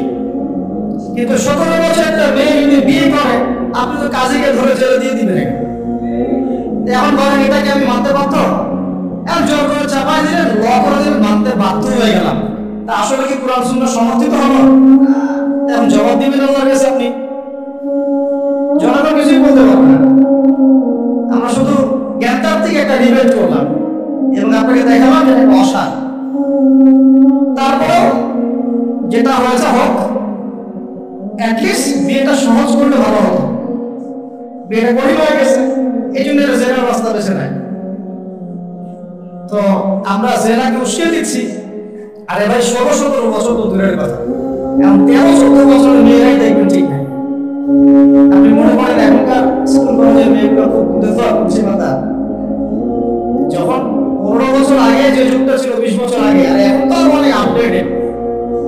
এখন ওরা ওইসবই বিশ্বাসী না। গল্প করে যে কার কয়টা, কার কয়টা। কোন ভাই হাসেন না, কোন ক্ষেত্রে মাদ্রাসা এর থেকে মুক্ত হয় নাই। আমাদের দিকে তো বলতে হবে, ইনসাফ করতে হবে। তো বহু মাদ্রাসাতেও জেনা ঘটনা ঘটছে এখন, কারণ এটা পর্নোগ্রাফির যুগ। কিসের যুগ? একজন টিচার যদি কোরআনে হাফেজ হয়, আলেম হয় এবং একই সাথে যদি কোরআনে এডিক্টেড হয়, সেই ব্যক্তির দ্বারা ধর্ষণ হতে পারে। যদিও সে হাফেজ, যদিও সে আলেম, যদিও সে দায়ী, এরকম ঘটনা ঘটছে। কোন কোন ক্ষেত্রে ছেলের সাথে জেনা পর্যন্ত হচ্ছে। ভাই আমি কি বাড়ায় কথা বললাম? যেই করুক এটা পাপ। শাস্তি বাবা কি? ধর্ষণের শাস্তি কি? ইসলামের শাস্তি কি? মৃত্যুদণ্ড। কয়টা কার্যকর করতে পারবেন আপনি? সব থেকে সমস্যা, আমি যে পয়েন্টে আছে এখানে চলে আসেন, এখানে সাউন্ড বন্ধ করেন। সেটা হলো তার বয়স তখন 40, আমাদের নবীজির বয়স 25। ম্যারিড জীবনে হ্যাপি, 6টা সন্তান হয়েছে। কয়টা? আর নবী সাল্লাল্লাহু আলাইহি ওয়াসাল্লাম খাদিজা রাদিয়াল্লাহু আনহার কাছ থেকে যে মমতা, যে ভালোবাসা, যে সাপোর্ট পেয়েছেন, এটা বিরল। এই যুগে এমন মেয়ে পাওয়া হয়তো বা, কারণ এই যুগে তো আমরাও সাহাবীদের মতো না। আমরা যদি সাহাবীদের মতো না হতে পারি, আমরা মহিলা সাহাবীদের মতো স্ত্রী আশা করি কিভাবে? তো চলে গেছে লাইন, চলে গেছে নাকি ভাই? এখন দিতে পারেন, এখন আসে। তো বিয়ে হলো মাশাআল্লাহ। এখন নবী সাল্লাল্লাহু আলাইহি ওয়াসাল্লামের কাছে সমাজের জাহিলিয়াত ভালো লাগে না। বোঝার চেষ্টা করি, কি জাহিলিয়াত ভালো লাগে না? তিনি দেখেন যে মক্কার মানুষ মূর্তি পূজা করে, তিনি দেখেন মক্কার মানুষ সুদ খায়, মক্কার মানুষ জেনা করছে, মাদক খাচ্ছে, হানাহানি মারামারি কাটাকাটিতে আছে। তার এগুলো ভালো লাগে না। তিনি এখান থেকে সরে যান, দূরে দূরে থাকেন। হেরাত পাহাড় আছে, হেরাত গুহা, ওই পর্বতের গুহায় তিনি একা একা নির্জনতা অবলম্বন। কারণ যখন আপনি একটা ভালো রাস্তায় থাকবেন, সমাজের অন্যান্য খারাপ বিষয়গুলো আপনার পছন্দ হবে, নিজে থেকে ভালো লাগবে না। এই যে আপনি আমি যতটুকু ইমানদার, পাশে কনসার্টের গান কানে আসলে আপনার খারাপ লাগে না? লাগে তো? বুঝতে পারেন না? চোখের মধ্যে খারাপ কিছু পড়ে গেলে আপনার খারাপ লাগে, মনে হয় এখান থেকে চলে যেতে পারলেই বাঁচি। আপনি বাসে যাচ্ছেন, দেখলেন যে ড্রাইভার গান ছেড়ে দিল, দিদি তেরা দেবার বিবাহ, আর বাসে কেন জানি এসব গাড়ি বাজে। আমরাই নাকি ভাষার জন্য আবার যুদ্ধ করেছি, লজ্জা আমাদের। আমরাই নাকি ভাষার জন্য রক্ত দিয়েছি, কিন্তু আমাদের সব কেন হিন্দি সংস্কৃতি। হ্যাঁ, কত বড় ভণ্ডামি আমাদের মধ্যে আছে দেখেন। ভাষার জন্য আমরা লড়াই করেছি, জীবন দিয়েছি, গর্বে, অবশ্যই আমাদের জন্য গর্বের। কিন্তু আমাদের ঘরে ঘরে এখন হিন্দি কেন? ঘরে ঘরে হিন্দি কেন? তাহলে আমরা কি এটা কি দিবস পালন করার বিষয়, না আদর্শ ধারণ করার বিষয়। কোর্ট কাছারি অফিস আদালত সবকিছুর ভাষা হচ্ছে ইংরেজি, ওখানে বাংলা চলে না। কেন? আমরা কি ইংরেজির জন্য যুদ্ধ করেছি? এই উপমহাদেশ 200 বছর শাসন করেছে ব্রিটিশরা, ওরা চলে গেছে, 200 বছর পিটিয়েছিল খুব আমাদেরকে, তারপর আমাদের বাংলা যুদ্ধ করে ওদেরকে এখান থেকে তাড়িয়ে দিয়েছে। কিন্তু ওরা চলে গেলে ওদের কোনো সুন্নত নিয়ে যায় নাই, ওদের সব সুন্নত দিয়ে গেছে। কোর্ট কাছারির সুন্নত দিয়ে গেছে, অর্থনৈতিক ব্যাংকিং সুন্নত দিয়ে গেছে, রাজনৈতিক সুন্নত দিয়ে গেছে, এমনকি পোশাক আশাকের সুন্নতও দিয়ে গেছে, এমনকি বাথরুমের টয়লেট ওইটাও দিয়ে গেছে। সব খালি আমার হাই কমান্ড ব্রিটিশ ইংলিশ। ওরা কি আসলে চলে গেছে? আর আমরা কি আসলে স্বাধীন? কে বলবে এগুলো, কে ভাববে? আর মানুষ এগুলো কবেই পজিটিভলি নেওয়ার চেষ্টা করবে আল্লাহ ভালো জানেন। বাট আমরা বলে যাচ্ছি ইনশাআল্লাহ একদিন না একদিন ইসলাম হবে ইনশাআল্লাহ। আল্লাহ পাক যেন সহজ করেন এবং কবুল করেন। এখন কথা হচ্ছে যে তিনি দেখেন আরবের লোকজন সুদ খায়, মদ খায়, জেনা করে ইত্যাদিতে, তিনি একা একা থাকা শুরু করলেন। একা থাকতে থাকতে ওই সময় তিনি যেভাবে ইবাদত করতে পারতেন সেভাবে ইবাদত করেছেন। আগেও ইবাদতের কিছু সিস্টেম ছিল, কারণ আরবের মানুষরা দাবি করতো তারা হচ্ছে মিল্লাতে ইব্রাহিমের উপর আছে, বিকৃত, কিন্তু ওরা মনে করতো আমরা ইব্রাহিমের ধর্মের উপরে আছি। এখন 40 বছর বয়সে নবী সাল্লাল্লাহু আলাইহি ওয়াসাল্লামের কাছে প্রথম ওহীটা চলে আসে। প্রথম ওহী কি ছিল ভাই? কোন সূরা? সূরা আলাকের কত নম্বর আয়াত? প্রথম আয়াতটা, প্রথম ওহীটা কি সংক্রান্ত ছিল? নামাজ পড়ো, রোজা রাখো, হজ করো, যাকাত দাও, মূর্তি পূজা করো না। কি বলেছেন আল্লাহ পাক? ইকরা বিসমি রাব্বিকাল্লাযী খালাক। হে নবী, কথাটা বুঝুন। হে নবী মুহাম্মদ সাল্লাল্লাহু আলাইহি ওয়াসাল্লাম, আপনি যেগুলো দেখে ব্যথিত, যে সমাজটার এই যে জাহেলিয়াত আপনি দূর করতে চান, যাদেরকে নিয়ে আপনি চিন্তাগ্রস্ত, আপনি আপনার কাছে ভালো লাগে না এই জাহেলিয়াত গুলো, এগুলোকে দূর করতে হলে আগে পড়াশোনা করতে হবে, জ্ঞান লাগবে। আগে কি লাগবে? ওই জায়গায় মুসলমানরা পিছিয়ে পড়ার কারণে আজকে এই অবস্থা হচ্ছে। দুজনে বুঝে আসছে, দুজন ঠিক বলছে। ওই ইকরা বিসমি রাব্বিকাল্লাযী খালাক, এই পড়াশোনা থেকে আমরা পিছিয়ে পড়েছি বলেই আমাদের আজকে অবস্থা হচ্ছে। বলছেন এমন বলবেন যে আমরা তো পড়াশোনা করছি, সাক্ষরতার হার তো আমাদের 80, 67, 77 এরকম আর কি। তো সত্যি কি করছি? কি করছি?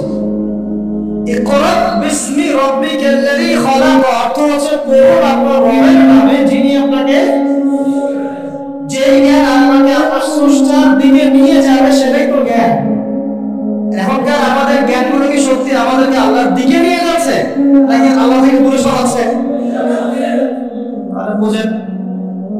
এখন আপনি যদি বলেন যে তাহলে কি আপনি শুধু মাদ্রাসা শিক্ষাকেই সমর্থন করছেন, জেনারেল শিক্ষা সমর্থন করছেন না? এখন না, আমি নিজেও জেনারেল শিক্ষিত একজন মানুষ, আমরা অনার্স মাস্টার্স করেছি এবং আমরা কখনো সেকেন্ড হয়নি আলহামদুলিল্লাহ, একবার ছাড়া। তো আমরাও জানি ব্যাপারগুলো কি। আমরা জেনারেল শিক্ষার উপকারী শিক্ষাগুলোকে সব সমর্থন করি, কিন্তু কোরআন এবং সুন্নাহ ইসলামের মূল শিক্ষাটাকে বাদ দিয়ে এই জেনারেল শিক্ষা আমার কোনো উপকার করবে না। আবার একই সাথে কোরআন এবং হাদিস এই দুটাকে দক্ষ হলেও যদি আমরা বর্তমান বিশ্বের উপকারী জ্ঞানগুলো অর্জন করতে ব্যর্থ হই, তখন কোরআন সুন্নাহকে হাতে নিয়েও এই বিশ্বকে চ্যালেঞ্জ করতে পারবো। আমাদের দরকার কি? সমন্বয়। এই সমন্বয় হওয়া উচিত ছিল আজকে থেকে 50 বছর আগে। এখন আমাদের এগুলো নিয়ে কথা বলতে হচ্ছে, এটাই দুঃখজনক। যেখানে শিক্ষা প্রতিষ্ঠান আছে, রাষ্ট্রীয় নিয়ন্ত্রণাধীন প্রতিষ্ঠানে হয়তো আপনি ইন্টারফেয়ার করতে পারবেন না, কিন্তু ব্যক্তিগত উদ্যোগে যত শিক্ষা প্রতিষ্ঠান আছে এগুলোতে ইসলামিক শিক্ষা এবং জেনারেল শিক্ষা দুটোকে সমন্বয় করার চেষ্টা করে। আল্লাহ তৌফিক দান।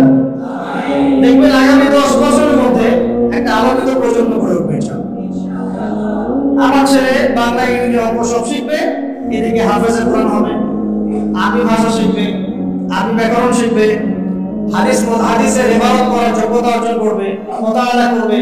মাশাআল্লাহ, একদিন দেখা যাবে সে কোরআন শোনা জ্ঞানেও দক্ষ হয়েছে, এদিকে সে ডক্টর হয়েছে, সে ইঞ্জিনিয়ার হয়েছে, পাইলট হয়েছে, সেনাবাহিনীর মেজর কর্নেল হয়েছে। সম্ভব না? অনেক ডক্টর দেখবেন যে 50 বছর বয়স হওয়ার পরে ইসলামের দিকে এসে চর্চা করা শুরু করে, তারপরে দিনের দিকে হেদায়েতের দিনের উপকারে কাজ করছে। অনেক ইঞ্জিনিয়ার সাহেব এই কাজ করছেন, অনেক অনেক আর্মি অফিসার, র্যাবের, পুলিশের, বিজিবি, তারা দেখবেন যখন রিটায়ার করে যখন সিনিয়র হয় তখন গিয়ে চর্চা করা শুরু করে, এবং তখন তারা আমার দিনের জন্য অনেক কিছু করতেও চায়, করে, অনেকে করে না। এরা তারা কি অবস্থিত নাকি? তারা তো আমাদেরই ভাই, আমাদের ভাই না।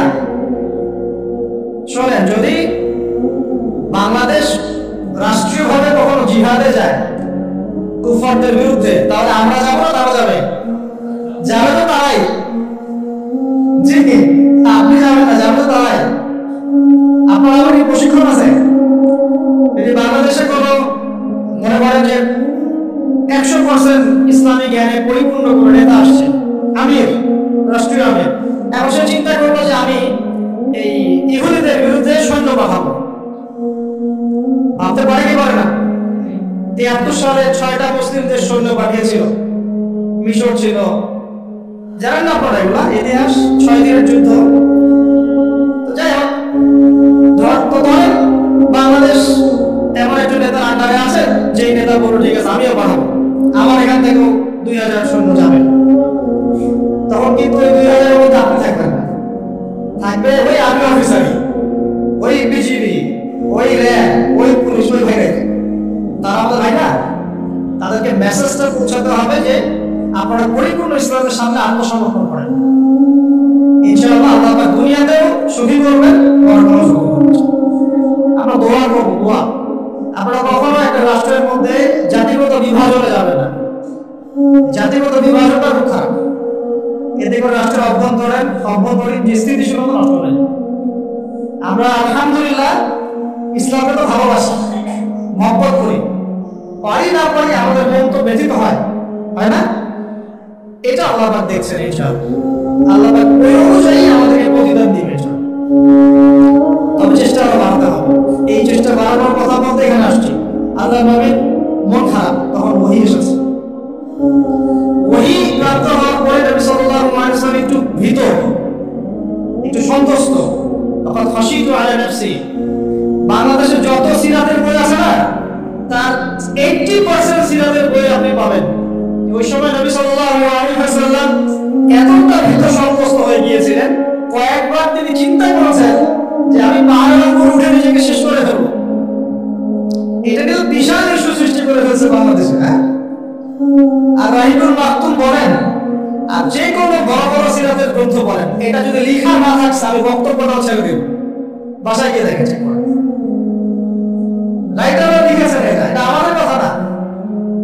কয়েকবার তিনি পাহাড়ের উপর উঠে চিন্তা করেছেন যে আমি যা দেখলাম, ফেরেশতা এসেছে আমাকে জড়িয়ে ধরেছে, আমাকে বলছে পড়ুন, আসলে ব্যাপারটা কি, আমি কি সঠিক আছি না ভুল হচ্ছে।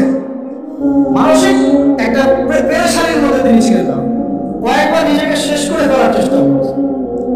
যখনই তিনি উঠেছেন তখনই জিবরাইল আলাইহিস সালাম সামনে এসেছে। ইয়া মুহাম্মদ, আপনি পাগল নন, আনতা রাসূলুল্লাহ ওয়া আনা জিবরিল। হে মুহাম্মদ, আপনি পাগল নন, আপনি হচ্ছেন আল্লাহর মনোনীত রাসূল, আর আমি জিবরাইল। আপনি বিচলিত হবেন না। আরো একদিন আবার জিবরাইল আলাইহিস সালাম হাজির। এবার হতে হতে তিনি আশ্বস্ত হলেন যে হ্যাঁ, আসলে যা হচ্ছে সব সঠিক। এটা কি একটা বড় ঘটনা না? এরপরে তিনি বাসায় আছেন, বেশ কয়েকদিন ওহী আসা বন্ধ আছে। আল্লাহ প্রস্তুত করছেন তাকে, কারণ ব্যাক টু ব্যাক ওহী আসতে থাকে, একটা ওয়েট আছে, নেয়ার মতো ক্ষমতাকে তৈরি হতে হয়। দ্বিতীয় ওহীটা আসছে, এটা আমি একটা আলোচনায় টাচ করে সামনে যাব। তিনি কম্বল দিয়ে ঘুমিয়ে আছেন, আল্লাহ ওহী পাঠালেন। যখন ওহী পাঠাচ্ছেন, খাদিজা রাদিয়াল্লাহু আনহা দেখছেন যে নবী সাল্লাল্লাহু আলাইহি ওয়াসাল্লাম একটু অস্বাভাবিক আচরণ করছেন, তিনি বলছেন আপনি শুয়ে পড়েন, রেস্ট নেন। নবীজি বলছেন আমার এখন রেস্ট নেওয়ার সময় নাই। আল্লাহ পাক আমাকে বলেছেন ইয়া আইয়ুহাল মুদাথথির, হে কম্বল আবৃত রাসূল, কুম, উঠে দাঁড়ান, ফানজির, মানুষকে সতর্ক করেন। তো কুম ফানজির অর্থ মানে এই না যে বিছানা থেকে উঠে মাটিতে দাঁড়ান, মানে হচ্ছে আপনার কাছে যা আসছে তা সত্য, এটা দ্বীন হক, আল্লাহর পক্ষ থেকে আসছে। অতএব আপনি এই সত্যের বাণী নিয়ে সমাজের মধ্যে দাওয়াতের কাজে নেমে পড়েন। ফানজির, মানুষকে সতর্ক করেন। রব্বাকা ফাকাব্বির, আপনার রবের তাকবীর পাঠ করেন। ওয়াসিয়াবাকা ফাতাহির, আপনার কাপড় পরিচ্ছন্ন রাখেন। কাপড় মানে শুধু বাইরের পোশাক না, ভিতরের হৃদয়ের পোশাকটাও। ওয়ারুজা ফাহজুর, যত অর্থক বিষয় আছে ছেড়ে দেন।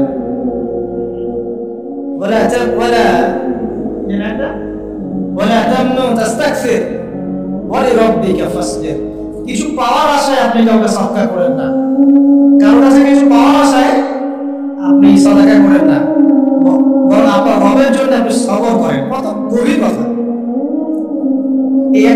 এটা নিয়ে কিন্তু আলোচনা বেশি হয় না। আমরা আলোচনা করি প্রথম ওহীটা কি ছিল, এটা দ্বিতীয় ওহী ছিল। উঠুন, উঠুন, সতর্ক করুন। আপনি যা ভাবছেন এরকম কিছু না, আপনি নবী, আপনি শেষ নবী। এই মহাবিশ্বে আপনার মতো কোনো নবী আসে নাই। আপনি সর্বশ্রেষ্ঠ নবী, আপনি সর্বশ্রেষ্ঠ আখলাকের অনুসারী, আপনার উম্মত হচ্ছে সর্বশ্রেষ্ঠ উম্মত। আপনি উঠুন, মানুষকে সতর্ক করুন, কাপড় পবিত্র রাখুন, অনর্থক বিষয় ছেড়ে দেন, আল্লাহর জন্য সবর করেন, আল্লাহর জন্য তাকবীর পাঠ করেন। আল্লাহু আকবার। এই শুরু হলো মিশন। এই মিশন শুরু হওয়ার পরে 13 বছর, কয় বছর ভাই? 13 বছর মক্কায় তিনি প্রথম 3 বছর গোপন দাওয়াত দিয়েছেন, তারপরে প্রকাশ্য দাওয়াত দেওয়া শুরু করেছেন। এই প্রকাশ্য দাওয়াত যখনই দেওয়া শুরু করেছেন, বাস সমাজে কনফ্লিক্ট লেগে গেল, হক আর বাতিলের লড়াই। তিনি যাদেরকে নিয়ে দাওয়াত দিচ্ছেন, আবু বকর সিদ্দিক, ওসমান বিন আফফান, আব্দুর রহমান বিন আওফ, তালহা বিন উবাইদুল্লাহ, সাদ ইবনে আবি ওয়াক্কাস, বিলাল ইবনে রাবাহ, আব্দুল্লাহ বিন মাসউদ, এরকম সাহাবী 40 জন বা 80 জন। আর নিজের ঘরে আছে স্ত্রী আলী ইবনে আবি তালেব, যায়েদ ইবনে হারিসা, জাফর ইবনে আবি তালেব। আর এই দাওয়াত যখন চলতে লাগলো, সমাজের মানুষ প্রকাশ্য রূপ যখন ধারণ করলো, এই পক্ষে আছে আবু জাহেল, আবু লাহাব, উতবা, শাইবা, রাবিআ, আশরা বিন শারীক, এরকম কিছু মানুষ। ঠিক আছে, এমন কনফ্লিক্ট যে এটা কিছুতেই বিচার হচ্ছে না, কিছুতেই হচ্ছে না। সিরাত পড়তে হবে আপনাদেরকে, একটা লেকচারে সবকিছু তো বলা যাবেই না, সময় আমাদেরকে অ্যালাউ করবে না, পাশাপাশি আমারও এনার্জি ফুল হবে না। ঠিক আছে, এমন কোনো কষ্ট নাই যা তাকে দেয়া হয়, সাহাবীদেরকে দেয়া হয়। অর্থনৈতিক বয়কট, উত্তরাধিকার থেকে বঞ্চিত করা, বাড়ি থেকে পিটিয়ে বের করে দেয়া, উল্টা ঝুলায় লটকায় রাখা, আমাদের রিমান্ড ব্যুরোর মতো, শারীরিক নির্যাতন, মানসিক কষ্ট তো আছেই, তো মানসিক কষ্ট তো আছেই, বলার পর অপেক্ষা রাখে না। তারপরে কেউ বেচাকেনা করবে না, চলাফেরা করবে না, সামাজিক বয়কট, রাস্তা দিয়ে গেলে মানুষ চিৎকারি মারে যে পাগল যাচ্ছে, এই যে জাদুঘর যাচ্ছে, ওটা বোঝার চেষ্টা করে। মানে এমন কোনো নির্যাতন নাই যা করা হয় নাই। আমি ক্ষুদ্রকারে দেখেছি প্রায় 14 বা 15 বার আল্লাহ নবী সাল্লাল্লাহু আলাইহি ওয়াসাল্লামকে হত্যা করার চেষ্টা করা হয়েছে। 14-15 বার তাকে হত্যা করার চেষ্টা করা হয়েছে। আর তাকে সারা জীবনে প্রায় এরকম 15-16টা গালি খেতে হয়েছে। সারা জীবনে গালি খেতে হয়েছে, যে মানুষের আগের কোনো গুনাহ নাই, পরের কোনো গুনাহ, যিনি সব কষ্ট করছেন শুধু উম্মতের জন্য। কারণ তিনি তো মাকামে মাহমুদে যাবেন, জান্নাতুল ফিরদৌস আলায় যাবেন, তার কি নিজের জন্য এই কাজগুলো করা? 13টা বছর যখন মক্কা এভাবে নির্যাতিত হতে হলো, এই যে বলা হচ্ছে সাহাবীদেরকে গলায় দড়ি দিয়ে রাস্তায় হেঁচড়ে নিয়ে আসা হয়েছে, উত্তপ্ত বালুর মধ্যে শুয়ে উপরে পাথর চাপা দেওয়া হয়েছে, আগুনের কয়লা জ্বালিয়ে দেওয়া হয়েছে, শিখিয়ে দেওয়া হয়েছে গায়ের চামড়া এবং গোশত চর্বি এগুলো গলে গলে কয়লা নিভে গেছে। আপনি কি ইমেজিন করতে পারি? আপনারা তো ফেসবুকে ঢুকলে গাজার চিত্রগুলো দেখছেন, বাচ্চাকে নিয়ে দৌড়াচ্ছে, বোনদের অবস্থা, ভাইদের অবস্থা। কিছুটা আজ করতে পারেন কি আসলে কি হয়েছিল 1400 বছর আগে? এগুলোই হয়েছে। এগুলো ইসলামের চিরায়ত সুন্নত। হকপন্থীদের উপরে এগুলো আসবেই। যদি না আসে ওয়াল্লাহি আপনি হকপন্থী না, ওয়াল্লাহি আপনি হকপন্থী না। আপনি প্রোটেস্ট্যান্ট ভার্সন অফ ইসলামে আছেন, মডার্ন ইসলামে আছেন, এটাও ঠিক ওটাও ঠিক, আমি মাঝামাঝি থাকবো। আমি এটা সফর করে বলছি না, পশ্চিমের কয়েকটা কান্ট্রি থেকে আমাকে অফার করা হয়েছিল মালয়েশিয়া সফর পরে যে আমাদের এখানে আসেন, দাওয়াতি কাজ করেন, মানে দাওয়াতি কাজ করার পরে কনফারেন্স, এইভাবে কনফারেন্স করেন। মালয়েশিয়া যেমন হয়েছে আমরা আয়োজন করতে যাচ্ছি, 7 দিনের ট্যুরে আসেন, 3 দিনের ট্যুরে আসেন, ঠিক আছে? আমি বললাম যে আমার লেকচার কি শুনছেন কোনোদিন পড়েন? তারপরে না, বিভিন্ন ক্লিপ দেখেছি, পুরো লেকচার তো শোনা হয়নি। বললাম যে আমি ইউটিউব চ্যানেল থেকে সব লেকচারগুলো শুনেন, তারপর যদি মনে হয় যে ওখানে গেলে আমি সেফ, তাহলে নিয়ে যান।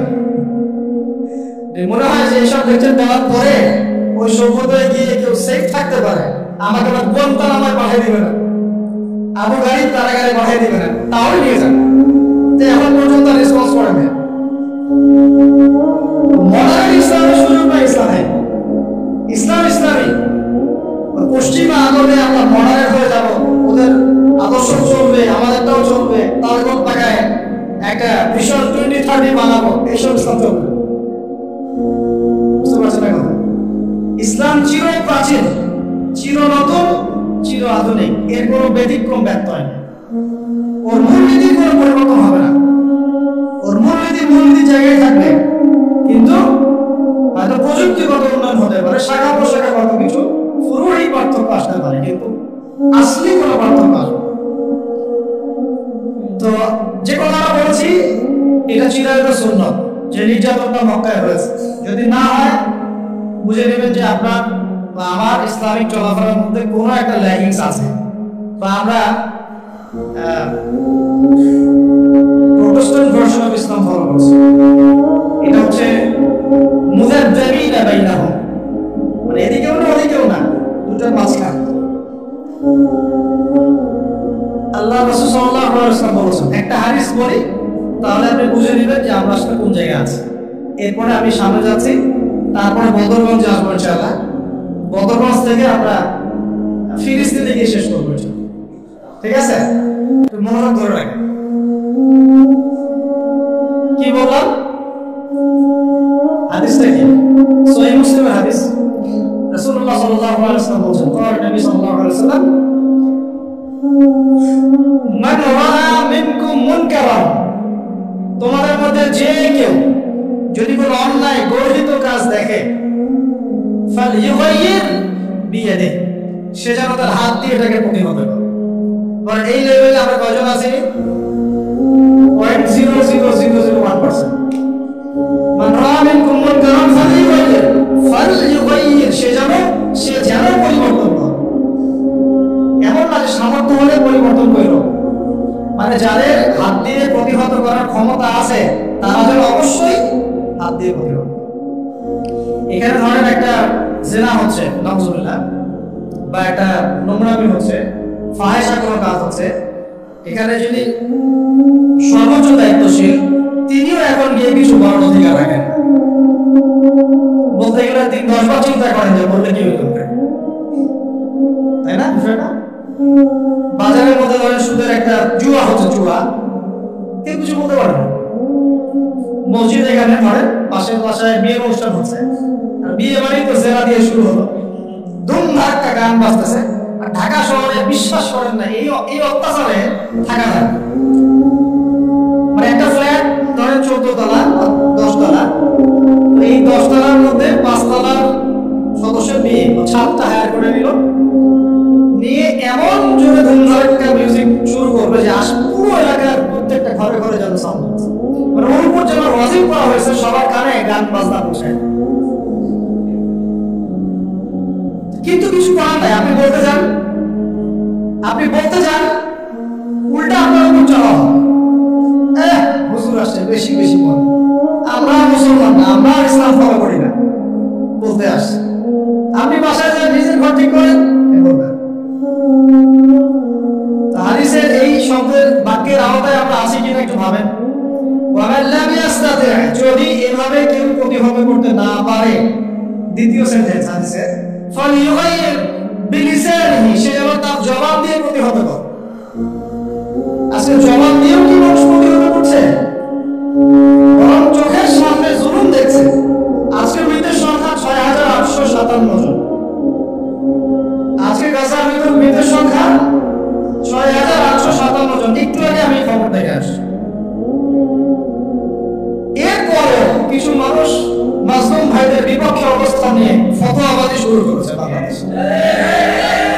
আমি বলেছি আপনারা মুনাফিক তখনই চিনতে পারবেন যখন অন্য একটা সংকটময় অবস্থায় থাকে, তার আগে চিনতে পারবেন।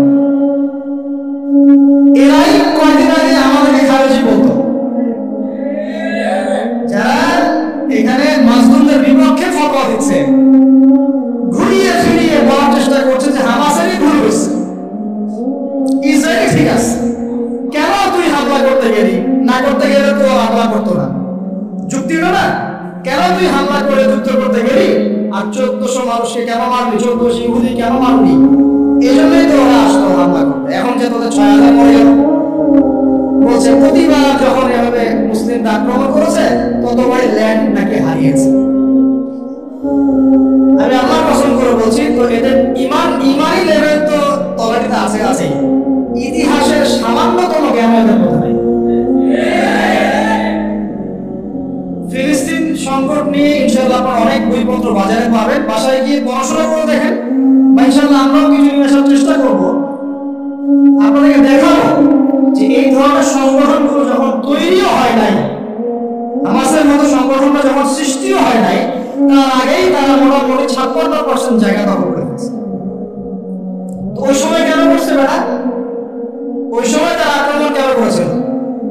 ১৯১৪ থেকে ১৮ সাল থেকে শুরু করে এই যে শুরু হলো, প্রথমে ব্রিটেনের হাত ধরে ঢুকেছে, তারপরে নাজদি, ওখানে যে আইএস সাউথের নাজদিয়া ছিল কিছু, এরা তুর্কিদের বিরুদ্ধে বিদ্রোহ করেছিল, তখন ঢুকেছে এই যে সায়নিস্টরা। ঢোকার পর অল্প অল্প করে প্রথমে ৩%, ২%, ৬% করতে করতে করতে করতে এই ৪৮ সাল পর্যন্ত আসতে আসতেই ৫০ থেকে ৫৬% জায়গা দখল। ওই সময় কি হামাস ছিল? ওই সময় কি ইন্তেফাদা হয়েছে? ওই সময় কি দফায় দফায় এরকম মিসাইল ছোড়া হয়েছে? যেখানে ইহুদি খ্রিস্টানদের সাংবাদিকরা ওরা পর্যন্ত পশ্চিমা মিডিয়াতে এগুলো নিয়ে কথা বলছে যে এটা মানবতা বিরোধী অপরাধ হচ্ছে, মানুষকে নির্মমভাবে হত্যা করা হচ্ছে, হাসপাতালে বোম মারা হচ্ছে, বাচ্চাদেরকে হত্যা করা হচ্ছে। ওই সময় মুসলমান নামধারী কিছু সাহেব দেখি এদের বিরুদ্ধে কথা বলছে, মুজাহিদ ভাইদের বিরুদ্ধে কথা বলছে। তাহলে ওই যে বললাম তো যে আসা দোস্ত তো দুশ্মন কি আছে, তো এই ব্যক্তির কাছে আমাদের আকীদা শিখতে হবে। আকীদা শেখার কেউ নাই বাংলার মাটিতে? এই পুরো উপমহাদেশে আকীদার দাস দেওয়ার কেউ নাই? তারা যখন এখানে ছিল না, তাদের চেহারা যখন মানুষ দেখে নাই, তখন মানুষ আকীদা শেখে নাই? ব্রিটিশ আমলে আমাদের বাপ দাদার আকীদা ঠিক ছিল না? এখন এই মুনাফিকি মানহাজটাকে বলা হচ্ছে সহিহ মানহাজ। আর যারা মুজাহিদ, যারা হকের পক্ষে, তাদেরকে বলা হচ্ছে না খারেজি, এদের আকীদা ঠিক না। উদ্বোধন হবে অ্যাক্সিডেন্ট আলেন দিয়ে, জাহান্নামের উদ্বোধন হবে। এই হাদিসটা জানেন না আপনারা? ওলামায়ে কেরাম আপনারা তো আমার চেয়ে অনেক ভালো জানেন। প্রথমে একজন শহীদ কি করছো? জীবন দিয়ে বেশি শহীদ হয়ে গেছে, ভুল ক্যারেক্ট মিথ্যা কথা বলছো, এই জন্য শহীদ হয়েছে যাতে মানুষ তোমাকে বড় বীর বলে। আমার জন্য তুমি জীবন দাও নাই, যাও জাহান্নামে।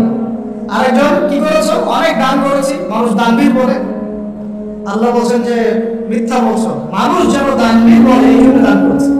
দান করার সময় সতর্ক থাকেন, লোক দেখা দান করেন। ইলেকশনের আগে আগে দানটা বেশি করেন আপনারা। আমরা এই সুযোগটা নিব অবশ্য, আমরা বেশি বেশি দান নিব এখন তাদের কাছ থেকে, ঠিক আছে? তাদেরকে ইনভাইট করবো, দান বেশি করে দিব, ভুলেও না। এই কাজ ভুলেও করবেন না।